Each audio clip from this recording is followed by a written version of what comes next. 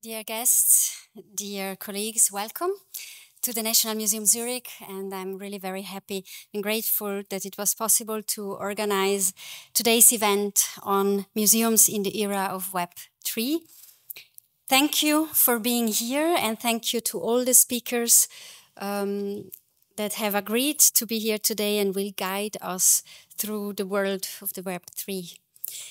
The event is fully booked, which shows your interest in the topic, but also, I dare to say, probably underlines the questions that have arisen in the last 2 years in the museums and cultural world and that challenge our work.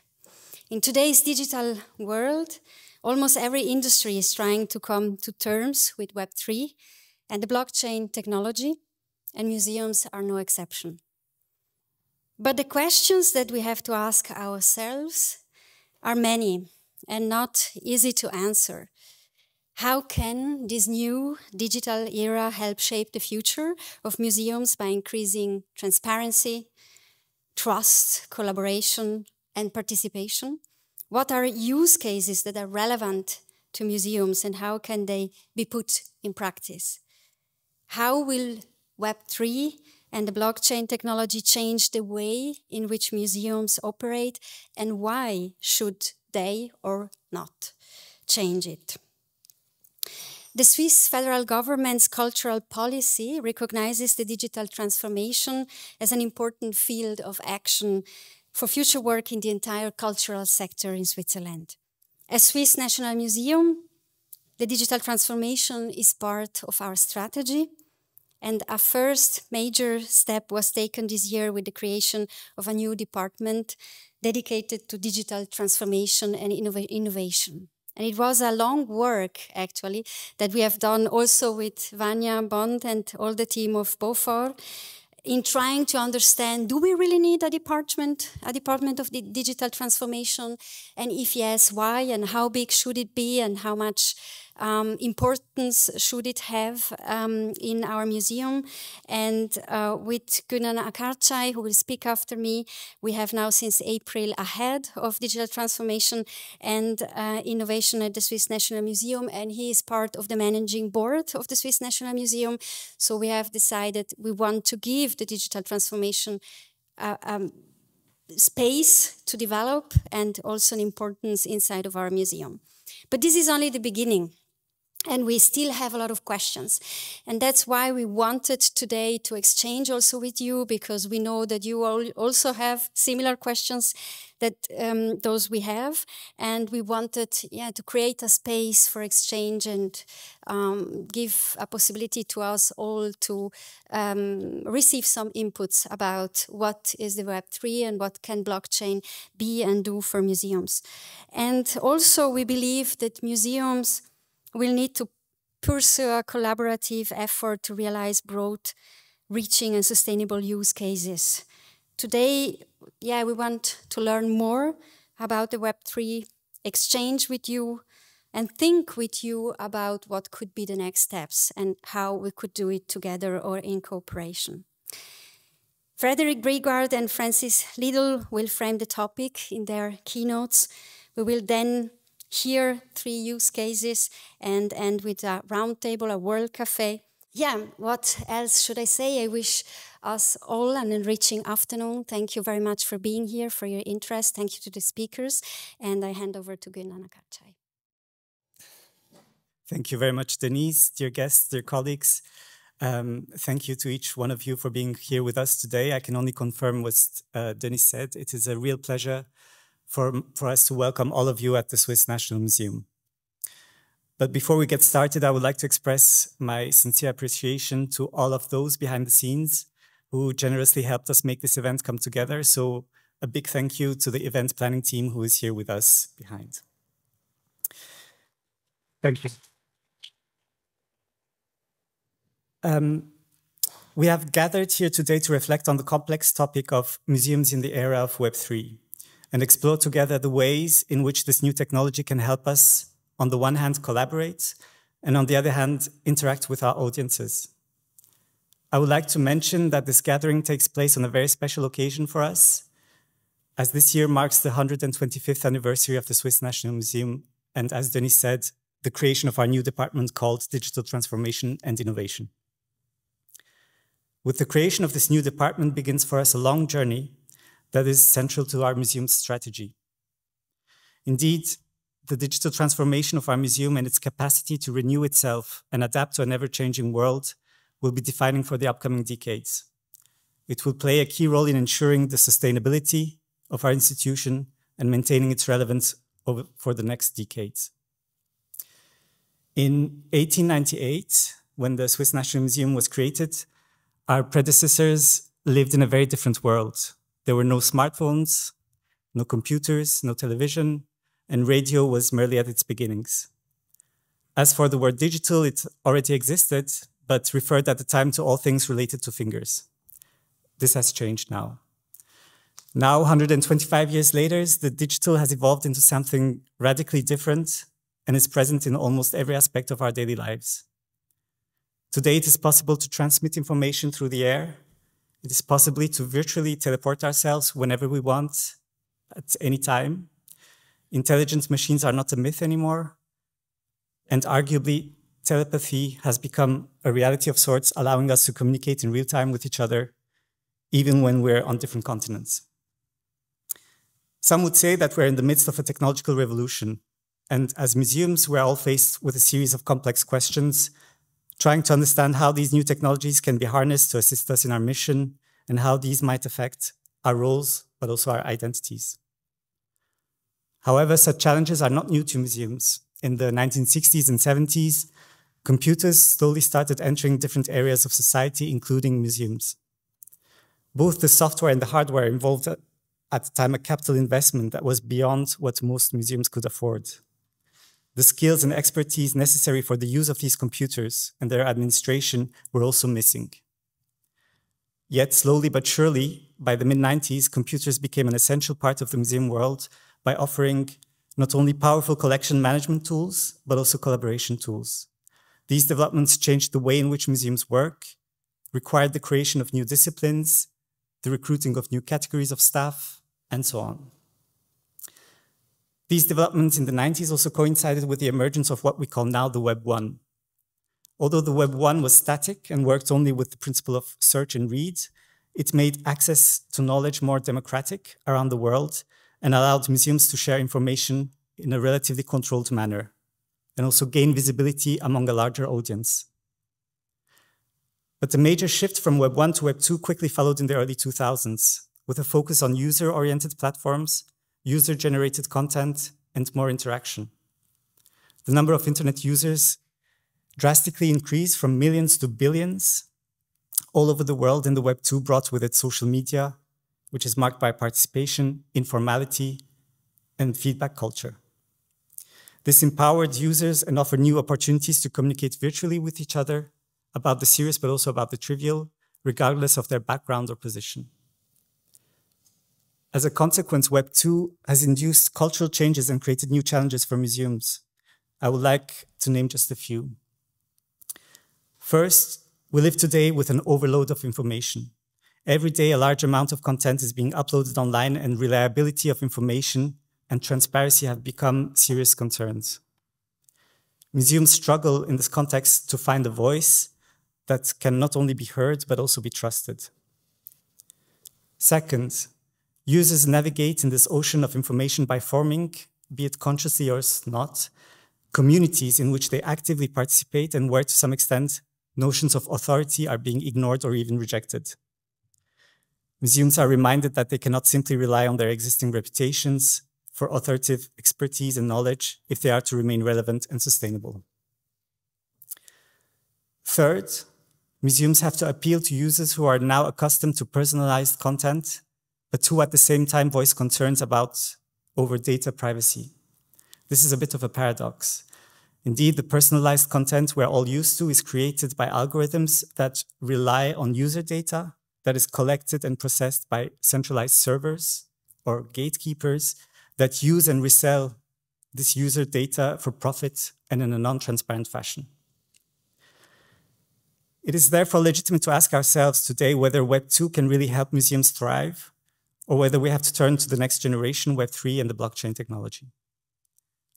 How can we, museums, move away from Web 2 and take advantage of the emerging Web 3 and blockchain technology to overcome these challenges and adapt to the cultural changes by acknowledging the habits and expectations of our audiences?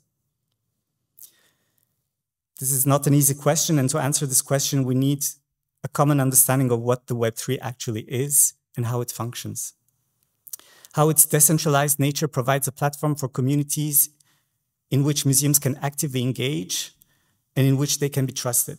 A platform where the flow of information and content is transparent, safe, and reliable.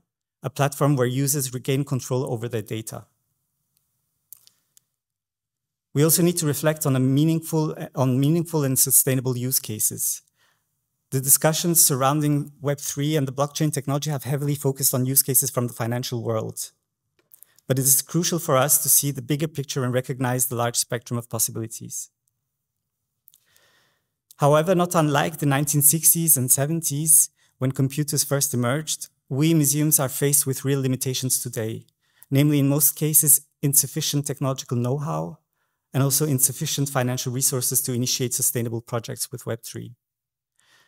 I believe that museums have the chance to join forces to create a rich ecosystem where we can all learn and profit from each other, but also where we could use the participation of highly skilled tech communities in Switzerland. This will certainly not be an easy task and might, along the way, raise the question of what are actually museums in the 21st century and how do they need to function.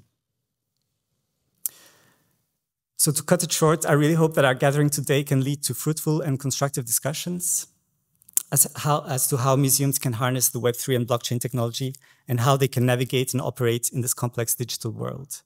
I'm really extremely happy and grateful that our exceptional speakers have accepted to join us here today to share their expertise, insights, and experiences. Hi.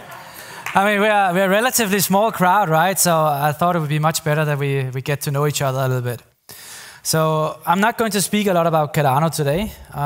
That's not the task. So I basically reserved just one slide because I think what's important here is the introduction was amazing. And what you need to know is I know absolutely nothing about museums. I love to go to a museum. I love to see the curated content because I know there's hours and hours work. It's an institution I'm visiting. So it speaks a lot to my heart when I can visit a place like this. And I love to take my kids to a place like this as well. Now, the Cardano Foundation, as was mentioned, we are a Swiss non-profit foundation. And we work in the intersection of people, so social systems, technology, and how you experience that and how that can be used to change social systems and financial systems to make the world a smaller place. We have about 2 to 3 billion people who do not have access to the systems we take for granted today. So they don't have access to identity, they don't have access to hospital, to treatments, to banking and so forth. And it's our goal in the Cardano Foundation to explore the art of the possible with blockchain and to ensure that those people who don't have access to those systems get access to it. And the people like us, who sometimes take it for granted, that we have access to the people who don't have access to those systems. So we're really looking to upgrade that. Now, Cardano, the blockchain, and there's a lot of really weird phrases up there, is a fairly large system. We are one of the largest blockchains in the world. You can look at different parameters. We've been around for a long time. So we are one of the old guys, or girls, whether you look at it. And the goal of this session here really is that if I can get you all to a point where all of you actually will be able to walk out of this room and explain what a blockchain is, I'm pretty happy. So let's do a little pop quiz. How many of you feel comfortable when you walk out of here to speak to a colleague and, let's say, within sort of 10 minutes explain what a blockchain really is? Raise your hand. That's awesome. So you will be my co-teachers today. So if I will lose 1 or 2 people doing the slides, then these guys, as you saw, raised their hand. They will be here afterwards, and I'm sure they can take some questions. So I want to do a really big disclaimer now.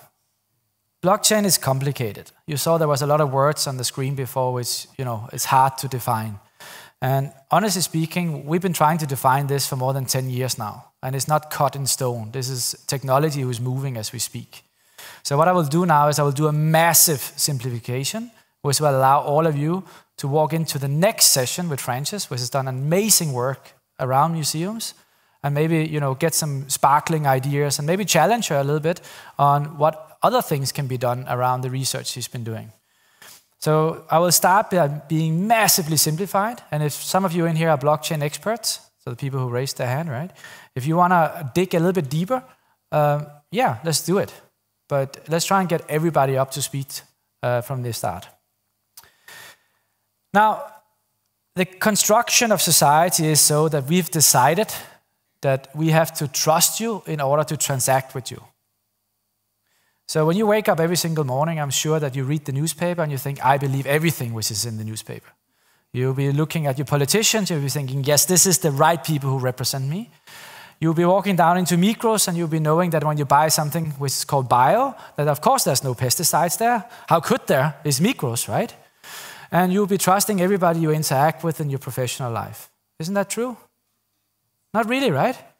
That's because we as a human species, we have a problem. Our DNA and the way we are built through thousands of years is working a lot slower than how technology is impacting us today. So we've built a huge society where we have different functions in society, which helps us to mitigate this problem that we have to trust you in order to transact with you. And when I say transact, I'm not just speaking about capital markets and giving money. I'm speaking about also social interactions. So the fact is that we manufacture that trust, and we do that on a very high scale. This is a billion-dollar industry, if not even thousands of billion-dollar industry. Now, the example I would like to use today, I've used a lot of different examples around the world, but I think the one who sort of always hit the jackpot in Switzerland is the example of property. How many of you have ever bought a house or an apartment or a piece of land or a ferienwohnung or something like that? Yeah, that's a good part of you. Was that easy? Was it a trusted process? No, not really, right? You also have to interact. Most of us have to interact with something really scary called a bank. And the bank is asking for a lot of information about us, and we don't really understand why they need all of those information. They don't really want to answer those questions. We need to interact with somebody who owns the property today, and they normally don't want to speak to us, right? They want to go through a real estate person.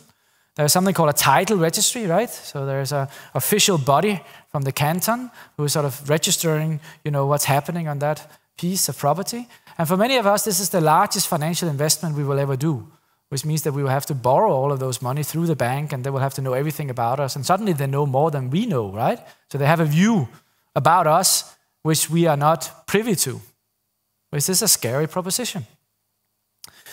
How it normally works is that everything we hold dear and near to our hearts today, we put that into a ledger. A ledger is basically a digital representation. I think most of us work with Excel spreadsheets, Google spreadsheets. We work with notebooks. I mean, through society, we've been working with everything from sand and stones and carvings to, exchanging pebbles, all the way up to today, where everything we do is basically recorded digitally in some kind of a ledger. So what I would like to introduce to you today is the real estate ledger. So it works very simplified like that. So entry number 1 is sold to owner number 1 in 1971. Now entry number 2 is a 50K improvement. It was done in 1978. And this continues. This ledger builds on top of it. Now, the problem about things digitally represented is that the cost of doing a change, such as deleting a file or deleting an entry, is close to zero. Now, the consequences of that can be life and death, right? It can be the wrong liver you get put in and you die, right? So the consequences of these digital representations are huge, but the cost of something like deleting a file or deleting an entry is close to zero. This is really, really scary. Now, obviously, as again, big disclaimer, I don't know museums, right? But I think you've spent, 125 years establishing yourself as a trusted institution. So you rely on data you have in-house, and you rely on data which has been verified and been through different academic bodies and different institutions before you present it as culture, inheritance, and so on. So I think you can relate to what I'm talking about here. Now, there's a larger problem than that you can delete information in these ledgers, and that is that you can change information. So this problem we were identifying here, right, being a failed inspection, with the 2 keystrokes, it becomes an improvement, a new chimney in 1989, which most likely means that you will pay a price for this house which you don't find is fair, right? Because, with 2 keystrokes, we were able to not only delete it, but we were able to change it. Now, in society today, when we speak about ledgers, we build something called the Big Four, so accounting businesses, auditors, those kind of people. And it's sort of their job to go in, at least on what we call critical infrastructure, to go in and verify that kind of data. That's their job. I don't know where you stand, right? But I think again and again we proved that this becomes very difficult as data, explodes out there, right? The best they can do is they can try and do some spot checks. But most of those ledgers, they have hundreds of thousands of data entries from as many people who's in this room, if not, add another couple of hundred people to that. And it can be really, really hard if you look at hundreds of thousands of data entries to figure out if somebody in Colombia added a new data entry without telling anybody about it. So what we've done today is we have something we call an audit log or an activity log, which allows us to see how people interact with that data. But an audit log and activity log is also something which is just a representation digitally meaning that with the swipe of a keystroke, I can change that. So this is sort of a little bit concerning, right? So what I want to say really with this is that I've now introduced the first concept, which should be quite familiar to you, which is the concept of a ledger. The second concept I introduced to you is that we are starting with the assumption that the counterparty cannot be trusted. Remember the example, you wake up in the morning, you read the newspaper, whoever you interact with, the higher the consequences of that interaction is, the more skeptic we become, right? If I give you an apple, you don't really care. But if you buy a house, you suddenly care a lot, huh? So there is some kind of a range we are working within. Luckily, with any big problem in society, humans has created a solution to those problems. What the internet really did was it brought us closer, right? So I thought we heard before that it allowed us to speak and interact with just about anybody around the clock in real time. So basically it took the cost of information and brought it close to zero, right? It's about information exchange. Now, I would like to introduce to you the third concept, which is really what's near and dear to my heart, and that is, as I've been sort of walking around here saying, is that this trust gap, this factor that institutions are crumbling. Think about COVID. Suddenly we didn't trust Italy anymore. Was Italy really doing the right testing? Could we trust their COVID test compared to our COVID test? And all of them was produced in China, where we thought that this thing was actually coming from, right? What technology really does today is that it's defragmenting our society. So this trust gap, this factor that when I buy a house, it's not sufficient that I meet the person I'm buying it from. I actually want to go and, touch the bricks. I want to shake the car a little bit, even though I don't know anything about cars. We have this sort of idea that if I touch the wheels or, I open the door, I have sort of an idea about if it's good, right? So the higher the consequences of the institutional trust, and the more you depend on a third-party verification, the more you have a problem, because this trust gap is simply just increasing. And, we can go into a lot of exponential technologies like AI or drones and other things to make this bigger. Now, what I would like to introduce to you now is the concept of a blockchain.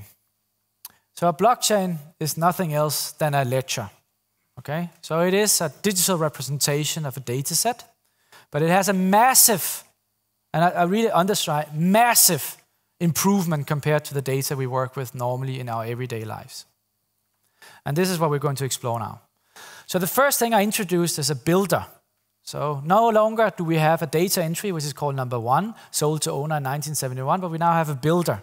In order for this builder to interact with my data set, that builder needs to have the permission to interact with my data set, plus the builder needs to have what we think about as a verified credential. That means that that person needs to identify itself using another set of technologies to be able to write to this database. That means that we now have a protective layer. I think you probably have one of those things in your museums today. You will probably have a data administrator or an infrastructure administrator who gives you a login to your computer and gives you certain access to what you can do and not do. You probably have one of those in your corporation. Now, this is a little bit similar to that. The second concept we do, and you don't need to be a master in cryptography or distributed systems, but we introduce now something called a key. And this is a very, very important, right? So this is one of the key things you need to take out of this. What the key really does is it takes all of the information I have here in the first line, including the digital identity of the person who's authenticated and permission to write to my dataset. It puts it all together, uses a mathematical formula, which is non-hackable, and nobody wrote quantum computing over there, that's good, and puts that into that key. So I don't ask you today to understand the math behind it, but just trust me, there is an unhackable key who has all of that information in there. And that's the end of our entry line. Now, you're pretty smart people, so when I show you the line number 2, you see that now suddenly we have an owner. The owner is being identified. Not only that he or her has the permission to write to my ledger, but also that this is the right person, not just a fake identity, right? But there is a set of technology which identifies that if I'm allowed to do that, representing the owner, that somebody verifies that I am the right guy. So nothing in blockchain is done in isolation. Huh? As you can imagine, there is also a key here. Now, what's special about that key is that it takes everything in line number 1, including the key, plus the digital identity of the owner, including the content, magically molds this together, and it becomes an unhackable key number 2. Okay? This happens again. We have now key number 3. Happens again and again and again, and this can happen a million different times. Essentially, what this key does is it chains the data together.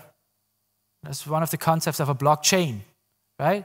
So what happens now is that if my failed inspection, because I'm maybe a little bit of a capitalist, I want to have the maximum output of me selling the house, I'm going to change that to a new chimney.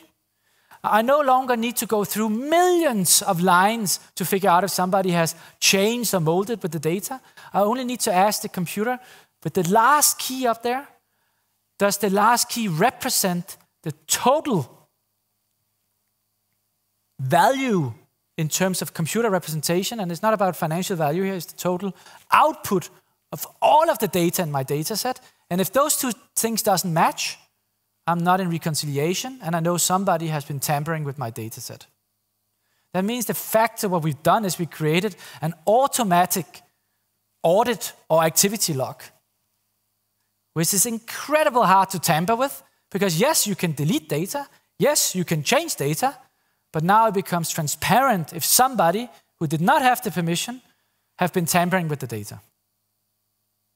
That is what the key does. So essentially these keys are chaining the data together and creating a dependency in the data set, which you cannot break, / if you break it, depending on which system you're on, you'll be able to track that with a very, very light computer interaction. It's pretty awesome, huh? Cool. Now, these blockchains or these ledgers, they don't live in isolation. And this is one of the systems which I, as a banker, my past as building banks, has had a lot of problems with understanding. So I will use a little bit of time on this because this is also where I heard that communities is very important for you. So I will explain this a little bit longer. So let's call this the real estate blockchain, which I was just explaining to you. Now the problem is still that I have a data set. I'm now able to verify if somebody changed the data. I'm able to verify if somebody deleted the data. I'm also able to understand that all the digital identities are verified in there, right? So the people who are allowed to write in there can write in there, and I can check if they had the right authentication and the right rights to do so. Now, the concept I would like to introduce to you, and I'm going to spend a few minutes on, is basically that these chains, they live in communities. So what actually happens is that the data set doesn't live in isolation. Today what we have is, or what most of us think is happening, is that the data set lives on my computer and other people have access to my computer and they can update the Excel spreadsheet. Which is very good until the computer doesn't exist anymore. Or I spoke to a person earlier today who told me that they had an attack where somebody took over their social profile and wanted money to get that back. So one of the problems we face in society today is that we have a concentration of where the data lies. Actually, probably most of you trust Google very much, right? So you say, oh, if my data is with Google, they probably have everything under control. But most of you don't know that Google doesn't do a backup, right? So if you have all your data on Google and the data is gone due to Google has a problem, well, if you read the fine text, there's really no way to get that back. Huh? So that's again how we trust systems. So what's happening on the blockchain is that the blockchain has a complete, I was about to say copy, but it's a complete representation of your data set with every single actor who interacts with the blockchain. Now this is very smart, right? Because what's basically happening now is that if somebody does something with the data set which is not in agreement with what the community has decided is the rules, we can do like we do in banking. Some banks is doing in Switzerland and fire a couple of thousand people. In this case, we fire that data set. Now, this is an automatic procedure which nobody is taking a decision on. This is just how the protocol works. So if somebody is trying to tamper with the rules, what they do is they just take away that actor, and the actor has no more access until he creates a complete copy of the data set again, which is in what we call consensus, or in agreement with all the other actors on our real estate channel. This is where I normally lose some people. So, if you have a question, raise your arm and speak, huh? No? Good. So, I have now this concept that if somebody's trying to cheat my data set, it's automatically firing them. Sorry for my French. But I also have a problem here, right? Because as you can see, there's 6 data sets here, right? So if I want to change the data set, and we have to have a consensus in my real estate community, how many of the data sets do I need to control to change the truth in my data set? Huh? Well, if I have all, I can definitely change it. That's correct, yeah? But I actually don't need all, right? Because this is what's called a simple consensus mechanism, so it's consensus by majority. So as I have 2, 4, I have 6, right? So I actually only need to take over 4 data sets, and then I can change the truth, okay? So in a simple consensus mechanism, if I take over the majority of the data sets, so let's say I actually know who the owner is, I know who the builder is, I give them a little bit of money underhand, right? And we all agree to do a change, I can still make my failed inspection to a new chimney, which is bad, right? Because then we are again in a situation that I can't trust my data, right? What we're trying to do here is we're trying to get into a situation that no matter what happens, I need to be able to trust the data in there, and I need to trust it with the level of buying a house or getting a liver transplant, okay? Now, the problem I face here is I simply only have 6 actors. 6 actors is just too little. Now, would you say that 4 million actors is better? Well, probably it is, because if there's 4 million actors, I need to get contact with 2 million actors, well, technically 2 million and 1 actor, right? For a simple consensus. Sway them somehow, either with a social media campaign or money under the table, or maybe just a good salesperson, right? Give them a win-win situation on the table. But somewhere along that line, too much is too much, because it's a lot of work, right? Normally today, from a sustainability perspective, right, we would like to have as little electricity consumption as possible, and we would like to have as little work as possible. So as every single data set keeps checking every single transaction that's ever done in the past, right? And is checking for fraud and checking for misbehavior, it becomes a very complex system where I'm using a lot of work to check something which technically today the title register is doing pretty well in Switzerland, right? So this is the drawback of these blockchains, right? That there is something about security in numbers, makes the system more resilient, and there is this beauty that, if I would sort of take out, the right side of the equation, my data will still live and be fully backed up and will also be fully maintained. So we can take out whole Europe and most blockchains will still work. We can take out, basically all countries outside Iceland maybe or outside Switzerland and the blockchain will still work. So outside a complete annihilation of of the Earth population, at least for the big blockchains, right? We have a very good operational resilience. But the devil is in the details.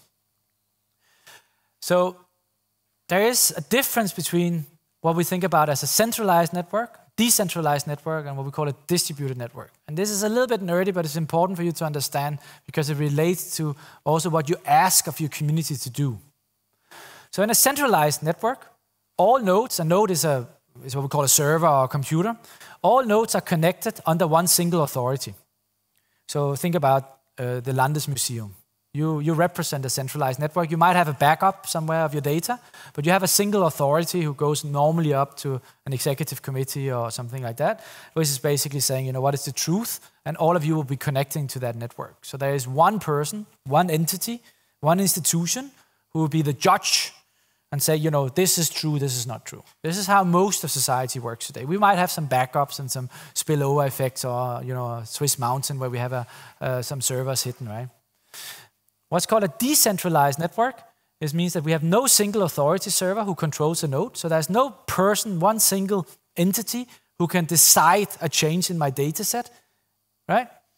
They all have an individual entity, right? So that means that we are looking for a consensus to agree on what the truth is in my data set. And the last is what we call a distributed network. And that means that every node is independent and interconnected with each other. That means that they have the ability to find each other, where over here in the decentralized network, there's still a map. So I'm saying, I will connect to you, and you're saying, I will connect to Vanya. And this way, there is a control over how the verification of the playing rules are being done, where on the right side in the distributed network, even that is obfuscated because we want to have this level of security. I spoke to you about the protocol consensus. This is sort of, I sometimes also call it the boss. So in every organization, there needs to be a boss. At least that's how we thought about it, right? So in the end, if we have a quarrel, we have an argument, we tend to take it up the organization until somebody has the guts or the mandate to say, you're right, you're wrong. Now, that's not how blockchains work. The blockchain, the boss is the behavior of the community. And we design that a little bit different depending on what we're trying to achieve. So today what we have is we have a very famous blockchain called Bitcoin. How many of you have at least heard the word Bitcoin? All of you, good. So with Bitcoin, we have a very specific consensus mechanism, which is very, very hard to change. It's nearly impossible to change. They've been trying to change this for about 10 years. So we have a tug of war there, which is going on.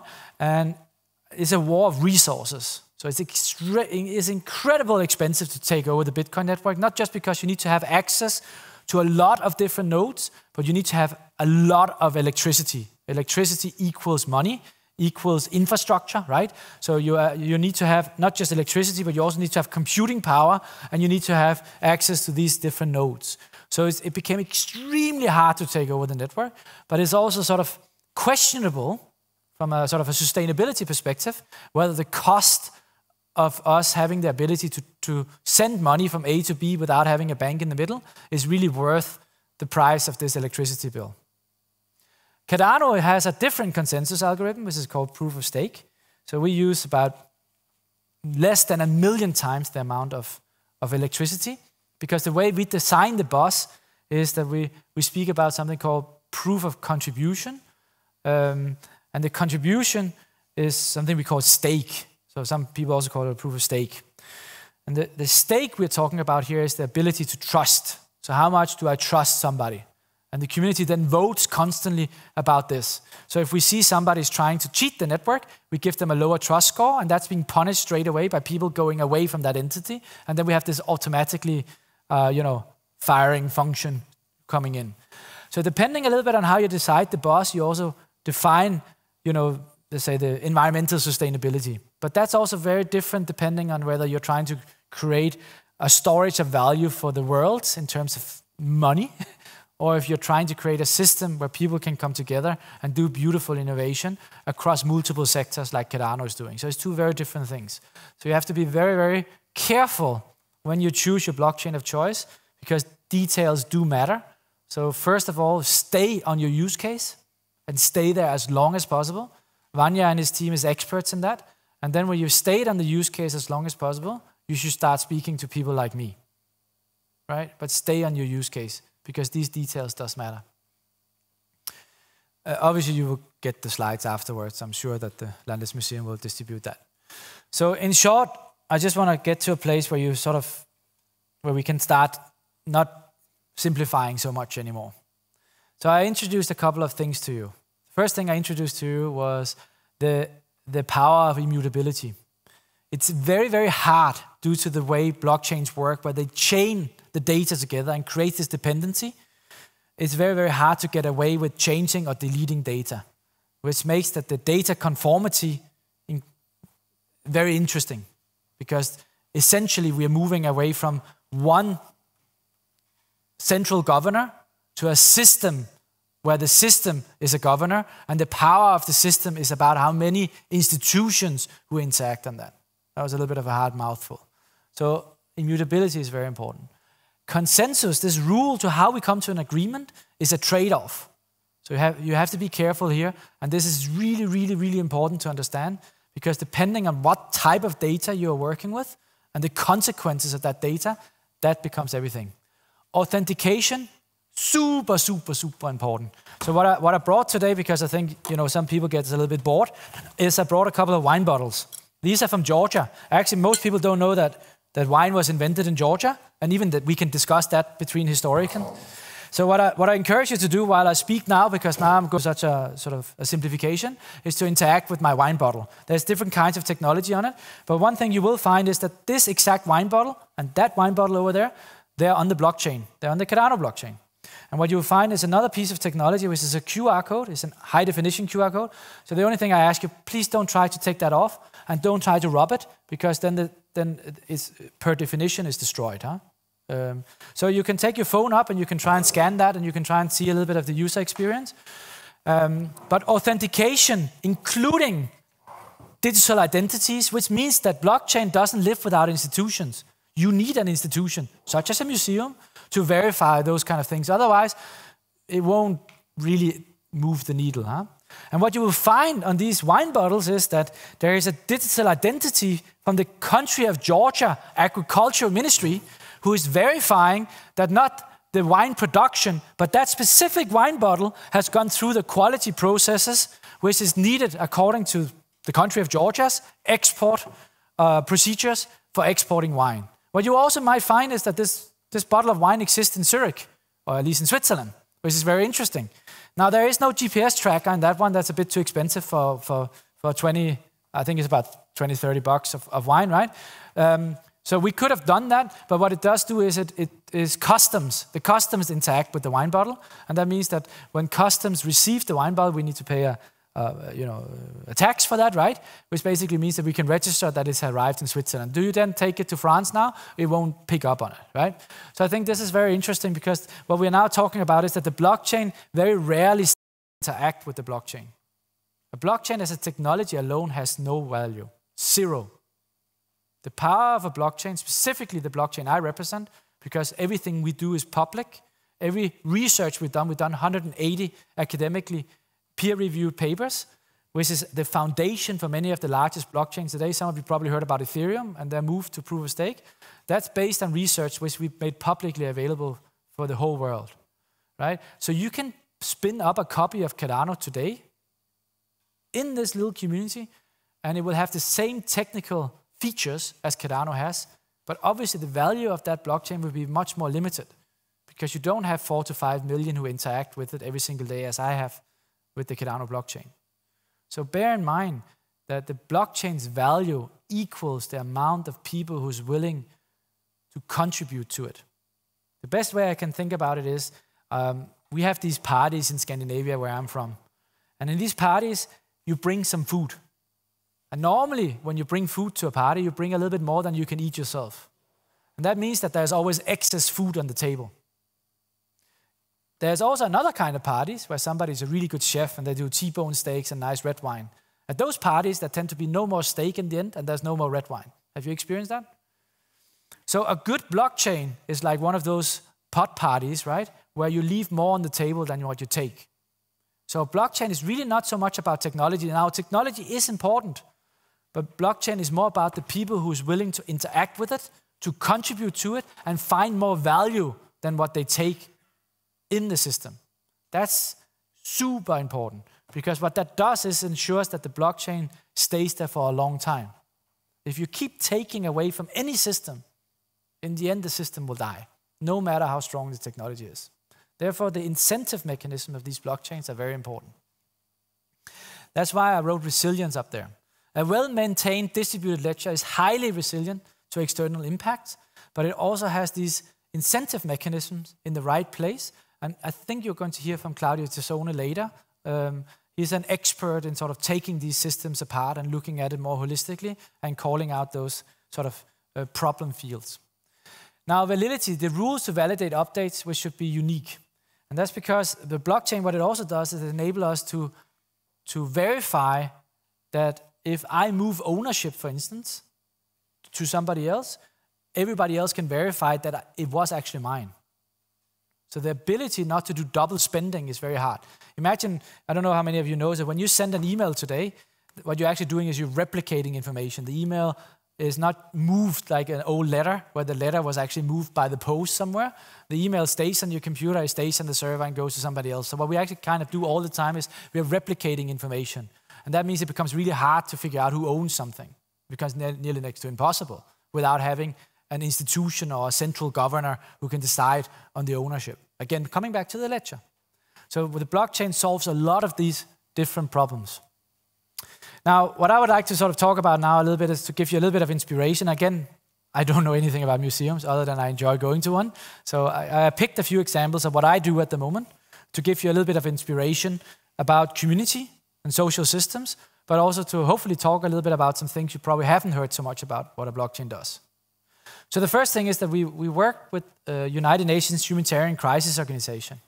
So this is, for those of you who know United Nations, they live and stand by their brand, right? Because they have to be able to go out every single day, specifically in the UNHCR, and convince people that if you give them money, they will be able to distribute those money to displaced people in a better way than you can do. If they will have a negative newspaper article, if they will have somebody challenging their institutional concept, they have a problem.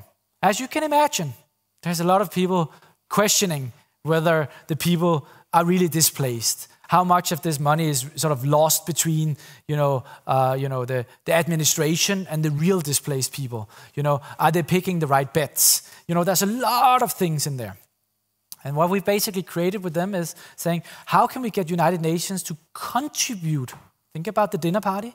How can we get United Nations to contribute to Cardano while getting an enhanced operating model where the donors have the ability to start taking decisions on where the money is being spent, so they can participate in the governance model of where the money is being spent, but also how do we lower the access barrier from United Nations to interact with a part of the community without getting into the normal risk of data privacy, EU GDPR, and disclaimers, and managing private information, and suddenly you're getting a fine and all of those things.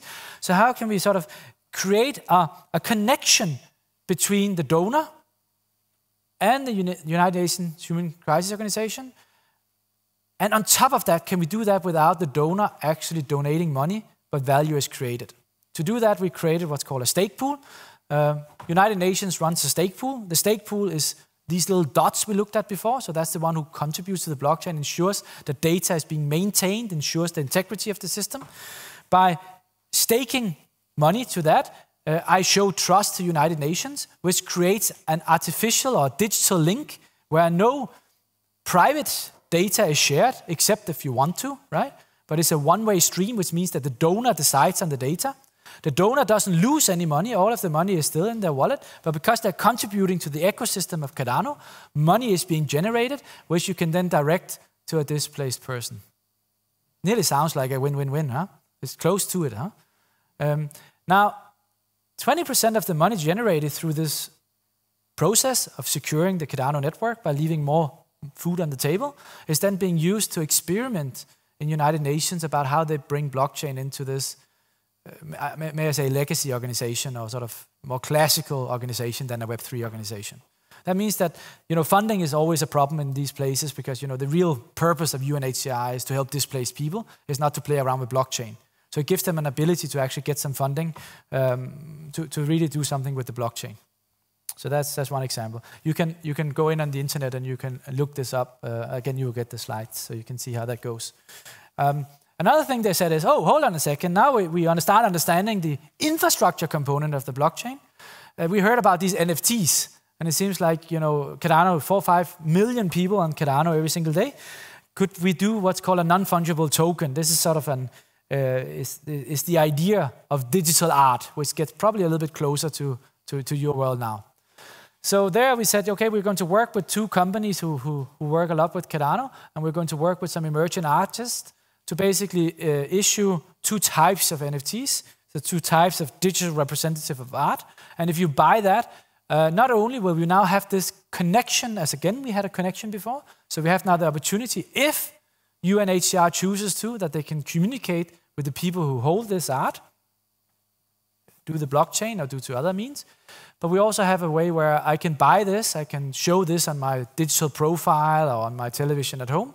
So instead of I'm just giving money and then hopefully I'm sitting back and praying that the right displaced people get the right thing, but I can either, in this case, support Ukraine or I can support Africa, right? So I'm now also giving an opposite value. I'm getting a piece of unique art which I'm the owner of, which I can display. I can show people that I gave a contribution, but I also have a little bit of direction, where the money should be paid. So that worked really, really well. Both art pieces got sold out very fast, and we created sort of a buzz around that and some excitement in United Nations about learning blockchain, which means a lot of people in UNHCR signed up to a blockchain learning course to try and explore in different divisions of United Nations of how to deploy that, which means that suddenly the infrastructure company who runs all the data servers from UNHCR, from United Nations in general, contacted us and needed to learn something about distributed services and technology. So it's sort of like a hockey stick started in this organization. Another part was trees. I think one of the large problems we see today is greenwashing. So what we wanted to do is we wanted to say, hey, an NFT, what is that really? Can't we do something a little bit more sexy than that? And what an NFT actually can do if you have a good technology is you can put regulatory information in there and you can put dynamic information in there. Dynamic information. Normally, many people think about an NFT like a piece of data which is static, the artwork. It should not change, right? The whole idea about it is it's not changeable, right? It's yours to have, and you can enjoy that digitally, whether people like it or not, right? Now, what we did here is we said, okay, we want to get to a situation that we can plant 1 million trees, put every single tree into an NFT so we can track the carbon credit in there, and we want to ensure that it has sufficient sort of trust that the big organization who issue these carbon credits, that they trust the blockchain as the ledger technology. I put in some links here you can click on at home so you can see how it actually looks on the blockchain and how it looks in real life. And the ecosystem looked a bit like this. I know this is a lot to show you in 2 seconds, huh? But what I want to show about it is that what we can then do now is we can actually take acoustic sensors, soil samples, forest fire detection, people on the ground in Kenya, in this river delta, right? And combine people with technology and update the blockchain with the latest information, not about the Cardano forest, but about that particular tree you own, which nobody else can own. Right? Because we saw how the ledger was connecting with each other, right? So that means that before you were sort of putting some money and you got this postcard of a child who didn't get enough to eat and you say, thank you very much for doing that. But you don't know how many other people got exactly the same postcard. Now you can verify that. You can verify that you have the possession, you own that one tree, and you have a whole ecosystem of technology who keeps verifying how is that tree actually doing. So not only is there a tree, but how is it doing? And what does that mean in terms of the output of carbon credits and so forth? Pretty cool, huh? Now, I also brought a t-shirt today because I thought that was also cool. Now, again, somebody said before, user experience is hard, huh? And it is hard. So I'll let this t-shirt go around. But what you will find is if you have sort of a newer phone, is that there's a radio beacon in here. in this t-shirt. If you have a good phone, you hold it close. If it's an iPhone, you need to hold the peak very close to it because the iPhone radio beacon is constructed in that way. And you will see the phone picks it up. Now, you will get a little bit stuck. You'll probably find my email address because it's already registered to me. Okay? But at least you can sort of interact with it and you can figure out that this is nice, but there is still some bridges to cross. This is from the World Lacrosse Championship. And I think what's interesting is that the radio beacon connects to the blockchain, which basically allows you to verify. Remember that when you buy some Merc, you have this little hologram up here, and the hologram says it's a real thing, and then you figure out that in China you can buy the same hologram and they put it on, right? So there's some really hardcore problems about authenticity. Now, these radio beacons works very different. They're sewn into the fabric, and outside you're putting it into a microwave oven, you can wash it and so on. But granted, you have to put the top of it, that's where the beacon is, huh? Not the top of the phone, not the actual shirt, huh? Now, what you figure out that the interaction with these things are a little bit hard. So there's still some user experience to cross here. But what we actually were able to do is we were able to create a complete different client experience at the stadium for the World Lacrosse Championship. So people could actually wear these t-shirts if they bought them, and they could be a part of the ticket, meaning that when you walk in there and you have a better receiver than an iPhone, what basically then happens is that they could track you. So if you have the bomber jacket, right, you were able to go into the VIP zone. And if you bought an extra upgrade, and the exact t-shirt lives on the blockchain connected to this NFC beacon, right? You are actually able to get to a situation. Imagine that the drone comes in and films, the lacrosse thing. And in America, they like this, where the video comes over and you see that people are kissing or people are proposing, right? You can actually buy the time slot, right? That the drone will take a picture of you because you sit with the NFC chip, right? Which is pretty amazing, right? But not only that, if you're into gaming like Web3, right? And you really like lacrosse or you really like NBA, right? You could wear that exact thing as you're flying through first night and shooting people down. And you can prove to people in the game that you're not only wearing a digital representative of the shirt, right? But this is an original representative signed off in San Diego at the World Lacrosse Championship, right? So now what we're suddenly getting is we're getting a situation that blockchain cannot stand alone, right? Remember what I said? Blockchain lives and dies by the people who lives and dies on the blockchain. Not the technology itself, because good blockchain technology is open source and public available, right? Secondly, we have a situation where blockchain now suddenly is merging with the real world. So it's not just about Web3 as being digital. It's not just about augmented reality and virtual reality. Now we're talking about that blockchain suddenly goes into the real world. It connects with other technologies like a radio beacon, and granted, I really tried a lot with this goddamn t-shirt to get it to work. Sometimes it works, sometimes it doesn't. Because the phones, of course, is now being updated, right? The phones is suddenly also a part of it, right? And suddenly you are thinking about inclusivity. What about if I don't have a phone, or if I have a first-generation phone without that? Should I then choose the QR code wherever my wine bottle is, right? Because the QR code is also every phone who has a camera it works on, right? But not every phone has the ability to interact with the radio beacon, right? I mean, sorry, the world gets a little bit complex, but imagine the experiences we can do and the authenticity and the verification and the provenance we can show because of this, right?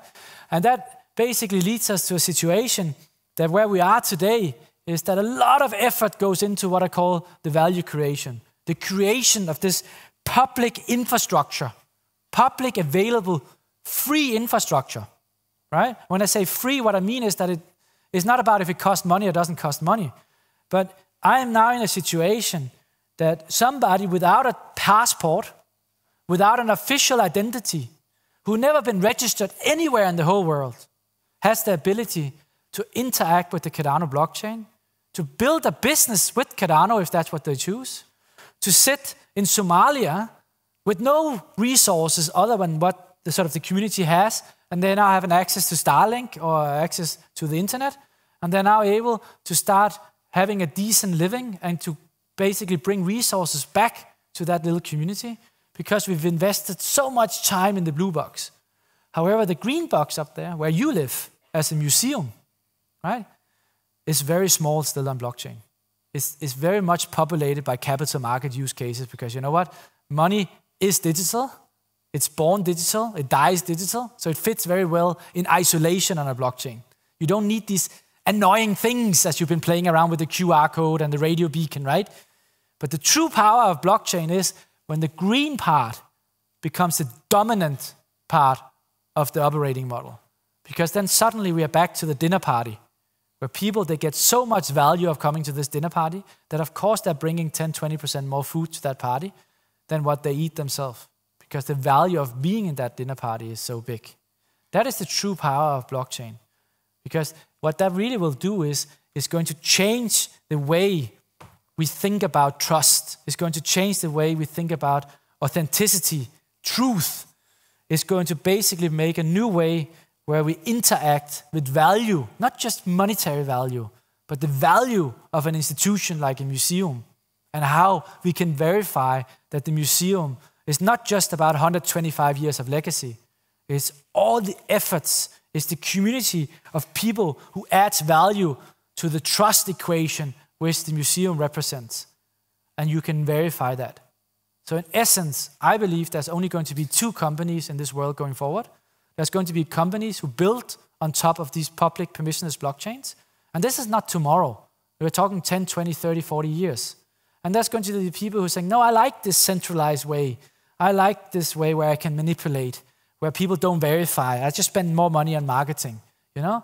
I'm so big anyway. I have so much money. Think Facebook, right? People they don't care about their data. They like the user experience. They like to dig into other people's lives and get that dopamine shot. That's the two business models who's going to be left. And I believe that blockchain will be superior over time because it speaks to the DNA. It speaks to our skepticism that of course we don't trust everything we get presented with, specifically not when data and the representation goes towards zero cost. We are humans. And the ability of us coming together as a society and dealing with these big problems is going to be the largest opportunity we have to fight back and actually solve these big problems we have today. Thank you very much, and I hope you have some questions. Yeah, and thank you so much for the... As mentioned there, my work and my PhD was all about this topic, and I started this back in 2018 when I was really struggling to find any museum remotely interested in what blockchain was, let alone this strange word called Web3. Today's talk is all about when museums engage in Web3, and in particular focusing on this idea of audience engagement. So obviously we can talk about the kind of back end of blockchain, how it can support provenance or archival studies, but really we're thinking about the front end. When we talk and engage with our visitors, our communities, our publics, what can blockchain do for this particular practice? And this talk is part one of a kind of larger paper that I've just been writing about one particular term that we use a lot in audience engagement and its relationship to this idea of Web3. And that is this idea of participation.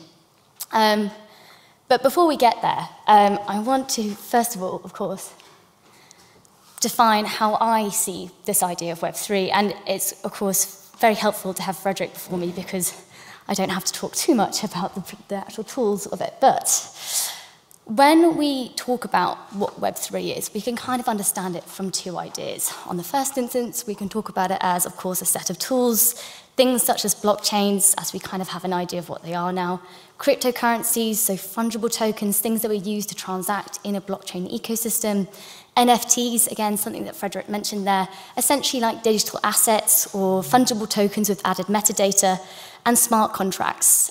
Think of these as automated agreements, a very simplified format of them. And we use them as kind of the terms and conditions of things like NFTs. And together these technologies create a new kind of ecosystem that can support a number of different things, two of which are particularly relevant for us in museums. The first of all is DAOs, or decentralized autonomous organizations. So these are kind of new governing structures where groups of people can come together online and basically coordinate using smart contracts and tokens underwritten by blockchain technology. And I think we'll probably be talking a bit more about that later on today. But it also supports the idea of the metaverse. Again, this isn't a buzzword that Facebook made up. This is generally something that we've been talking about in Web3 for many years now. And it's essentially extensions of virtual worlds, again, underwritten by blockchain, so it allows us to exchange digital assets that we own, and also showcase digital artwork, for example, or inform new modes of social interaction. But together, these technologies are driven by a set of principles, and this is the thing that I really want us to focus on today. So This includes things like the right to privacy, the right to gain autonomy over your data and assets, but ultimately a general desire to re-decentralize the internet. And such ideas are grounded in movements such as crypto-anarchy, as cyberpunks, movements that basically argue for users to be able to reclaim their privacy online through this alternative system of exchange that is a direct challenge to the monopolization of the internet that we saw with Web 2. So this is, of course, referring to Google, Amazon, Meta, and so forth, these large, very centralized companies that have come to own, albeit gatekeepers of our data. And ultimately what Web3 is saying, hey, we need that back. Us as the user need to have a right to reclaim our data. But for me, the kind of most important element that I find for Web3 is this ability that it now enables anyone to participate. And not only participate, but participate in decentralized exchange. And again, this idea of decentralized exchange is incredibly important when we're thinking about what participation in museums mean. But ultimately, I think where we should be going when we're thinking about what drives us in engaging in this technology. So we now kind of have a little bit of an understanding of what is driving this idea of Web3. But what exactly is museum participation? Now, of course, I am speaking to a group of museum professionals, so I won't be going into this too much greater deal. I'm sure we all kind of are aware of what participation means. But certainly we can reference this to what we might define as the participatory return in museums, a paradigm that has been happening in the last 30, 40 years. And as Graham Black notes in his book, The Engaging Museum, he highlights how this kind of shift or paradigm has emerged in museum practice from above, below, and within the profession. So, for example, we have seen a greater need for a more engaging institution through the increased demand through cultural policy, economic and political factors, and a general desire to increase support of local communities, support economic regeneration, and a greater demand for cultural institutions to start generating their own income. But from below, we have also seen a kind of greater competition between other kind of entertainment or the creative sector, and a general desire from audiences for a more experience-orientated institution. As well as, of course, a greater demand from audiences for museums to start recognizing different people within the community and actually start to challenge themselves about who is actually represented in their collections and in those experiences. And lastly, we've also seen a shift from within, where there's been an increase in a desire to be part of kind of the local community an institution serves, and a continued passion for shared knowledge to become ultimately a more social institution. And of course, we've seen this kind of represented in kind of museum theory, things such as new museology, or more recently, post-critical museology, which ultimately represent this kind of postmodernist idea, and thinking about how do we relate to our audiences in new ways? How do we become more relevant? So when we think about participation then, what we're really talking about is something that's become at the very core of what museums have been doing or are doing in the 21st century.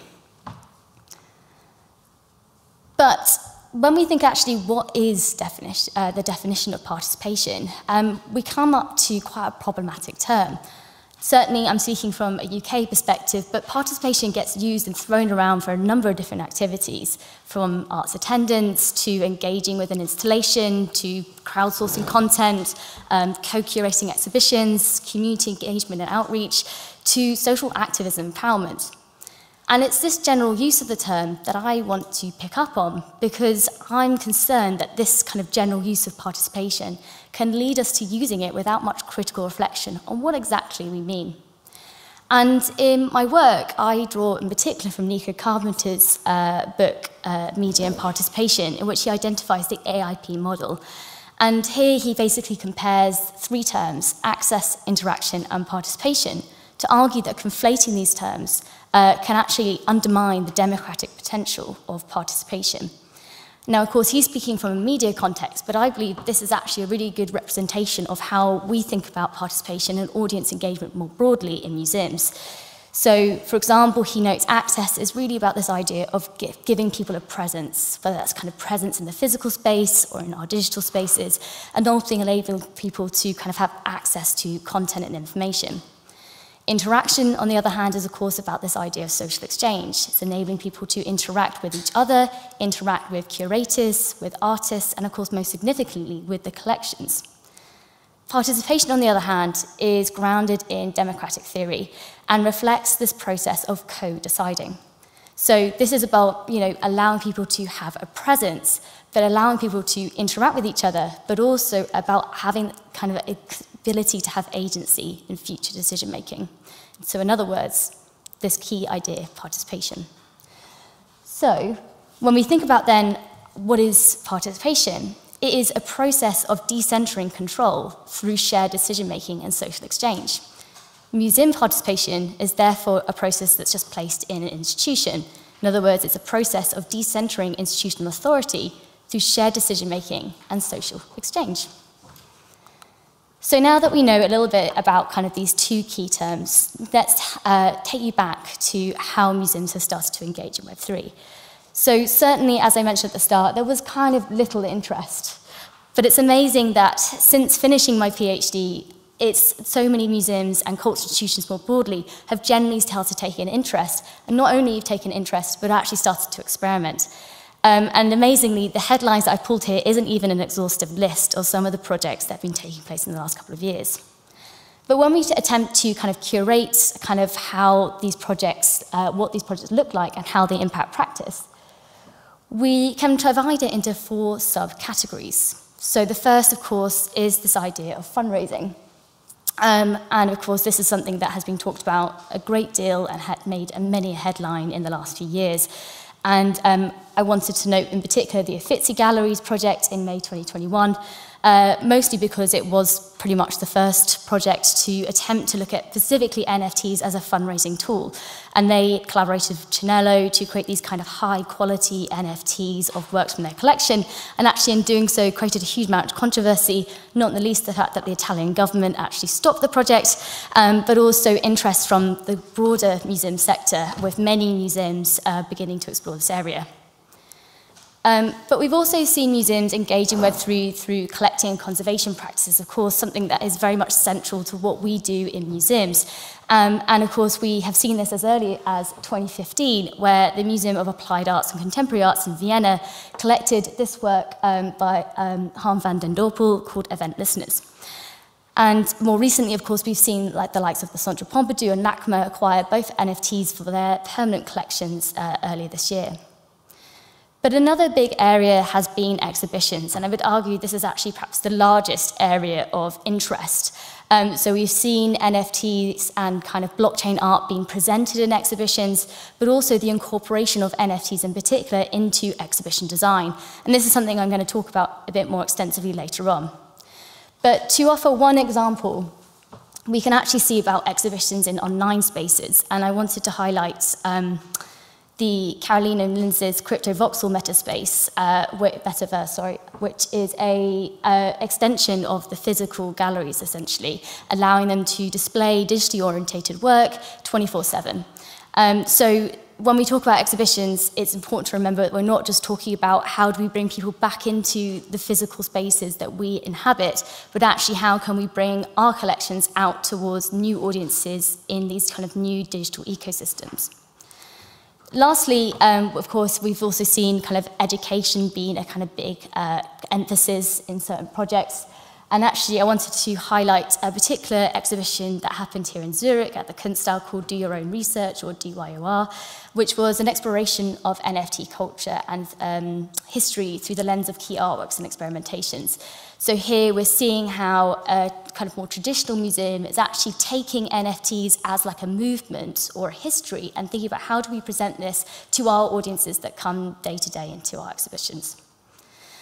So here we see a number of different ways that Web3 is infiltrating practice. But the real question that I want us to think about is kind of how does this support the participatory term? How does it support engagement and participation? And to do that, I just want to present a few different projects through this lens of the AIP model, so access, interaction, and participation. The first of which is this idea of the access token. So this is something that we see evident across a number of different fundraising projects, including just NFT collections more broadly. Giving access has become very much a frequent use case of NFTs. And essentially, the token becomes like a membership card, providing the token holder entry into a specific community or giving them specific kind of tangible benefits. And one example is the Opéra National de Paris, who collaborated with the artist collective Obvious to launch their first NFT collection earlier this year in March. And the artworks presented here are 3 generative works called Coryphée, Sujet, and Atoll. And what's interesting here is that every user paid the same amount for these 3 types of NFTs, but they would give you access, or like different levels of access to the institution. So, for example, Coryphée was the lowest level and gave people just access to a Discord server, which is something I'll come to in a moment, access to feature drops, and a monthly subscription to the institution's streaming service. But Sujet kind of added another level to this, including things like an invitation to rehearsals at Paris Opera, a tour around Palace Garnier, and so forth. Whilst Atoll was this kind of top level of rarity, where, again, people got things like an annual subscription to the streaming service, a pair of signed dance shoes, and these sorts of kind of typical exclusive benefits. But as I mentioned, one of the kind of key elements of this is the fact that it gives you access to a Discord server. And Discord is a really commonly used platform for many NFT collections, whilst primarily used originally for kind of gamers, has become very much part of NFT culture. And for NFT holders of this particular collection, everyone can access this Discord server, and it offers them the benefit, obviously, of being able to communicate with each other, to interact with each other, to ultimately build an online community. But for Paris Opera, this is significant because it gives them permanent access to these NFT holders, meaning that value can accrue beyond the initial drop and instead create kind of lifetime value through relationship fundraising, because ultimately they have permanent access to these people, basically meaning that they could become potential long-term donors. So what we see here is that the NFT collection is a kind of membership model which offers specific benefits whilst also providing the institution with kind of this ongoing revenue and support and improve future work. So moving on then to this idea of the interactive token. So these are tokens more placed within exhibitions, and in particular this idea of kind of the NFT memento, and is aiming to be a kind of way to support the visitor experience and basically provide an alternative to the traditional routes of a particular exhibition. So one good example of this is the next museum, UFO, Unidentified Fluid Other, which basically explored the verging of physical and digital worlds through a series of digital art installations. So you could walk through this exhibition, not have to engage with blockchain at all, but just enjoy the digital artworks and installations available to you. But for others, they could explore this exhibition with a particular emphasis of trying to find 3 NFTs, also known as POAPs, which are kind of a proof of attendance token, basically. And you can basically collect these using your email address. So it's a very kind of inclusive approach to adoption. And with that in mind, these NFTs were scattered across, enabling them to essentially collect these kind of digital memories of these different works, but also introduces a kind of new way of wayfinding into a physical exhibition. But we can also look at this from the context of digital formats, and in particular, I wanted to draw attention to a recent launch of a game called Third World, The Bottom Dimension, which is a game by Gabriel Massa and collaborators and commissioned by the Serpentine Art Technologies, which is a research and development strand of Serpentine Galleries here in London. And in this game, players explore another dimension that uses kind of world building and collaborative storytelling and kind of plays on the idea of exploitation and exploration. And as part of this game, players can record their own actions and mint these as NFTs. And this basically aims to create a kind of archive of multiple perspectives as people kind of explore this game. But in doing so, also encourages players to kind of interact with this virtual environment in a particular way, thinking about their personal actions and intentions as they explore, whilst also enabling them to take and collect these kind of digital mementos or memories of their game that they can then keep in their wallet and ultimately own to themselves. So what we see here from these two examples is how NFTs can be incorporated into the visitor experience. So as we saw with the next museum, this shows how tokens can support new modes of interaction in physical spaces, where these tokens are used to promote a new way of wayfinding and merges kind of this physical and digital space. And of course, that has potential benefits when we're thinking about how do we insert new layers of information, new layers of content. The NFT could be a way to basically extend that in physical spaces. On the other hand, of course, we could put this into digital environments, and in particular things like metaverses or virtual exhibitions, where it's ultimately giving players, or users in this case, more autonomy over what they want to collect and kind of a reflection of the kind of experience itself. But both examples then basically aim to activate the visitor in some way, and it encourages them to construct their own meaning as they pass through these spaces. So lastly, we can also explore how NFTs have been used in a more collaborative format. And in particular, my own work with National Museums Liverpool is kind of a good example of this. So with this particular project, we created a couple of different workshops with a series of participants where we extensively explored the personal relationship to objects. And we invited them to choose one personal possession that they brought in with them and a museum object from the collection. And together, these created an online exhibition called Crypto Connections, which you can still access through the Liverpool Museum's website. And so basically in this, if you go on, you can see that each of these objects presented there with a personal experience written about that object from the participant. So building on this, we created NFTs of each of these objects and gave these out to the corresponding participants. And the idea being that this comes kind of like as a personal experience of you engaging with that particular object. It's something that also is about kind of representing their contribution to the process. Hence, what we were doing was thinking about what do we do already in museums that is about engagement, and can the NFT supplement or enhance that particular experience? But a more recent example that shows this interesting approach to collaboration is the work Play Record Mint, which was showcased at the DYR exhibition earlier this year at the Kunsthal. And this was produced by Matt Morier and Stefano Pibrini. And this basically provides visitors with the opportunity to co-create generative, fluid, and still images using algorithms.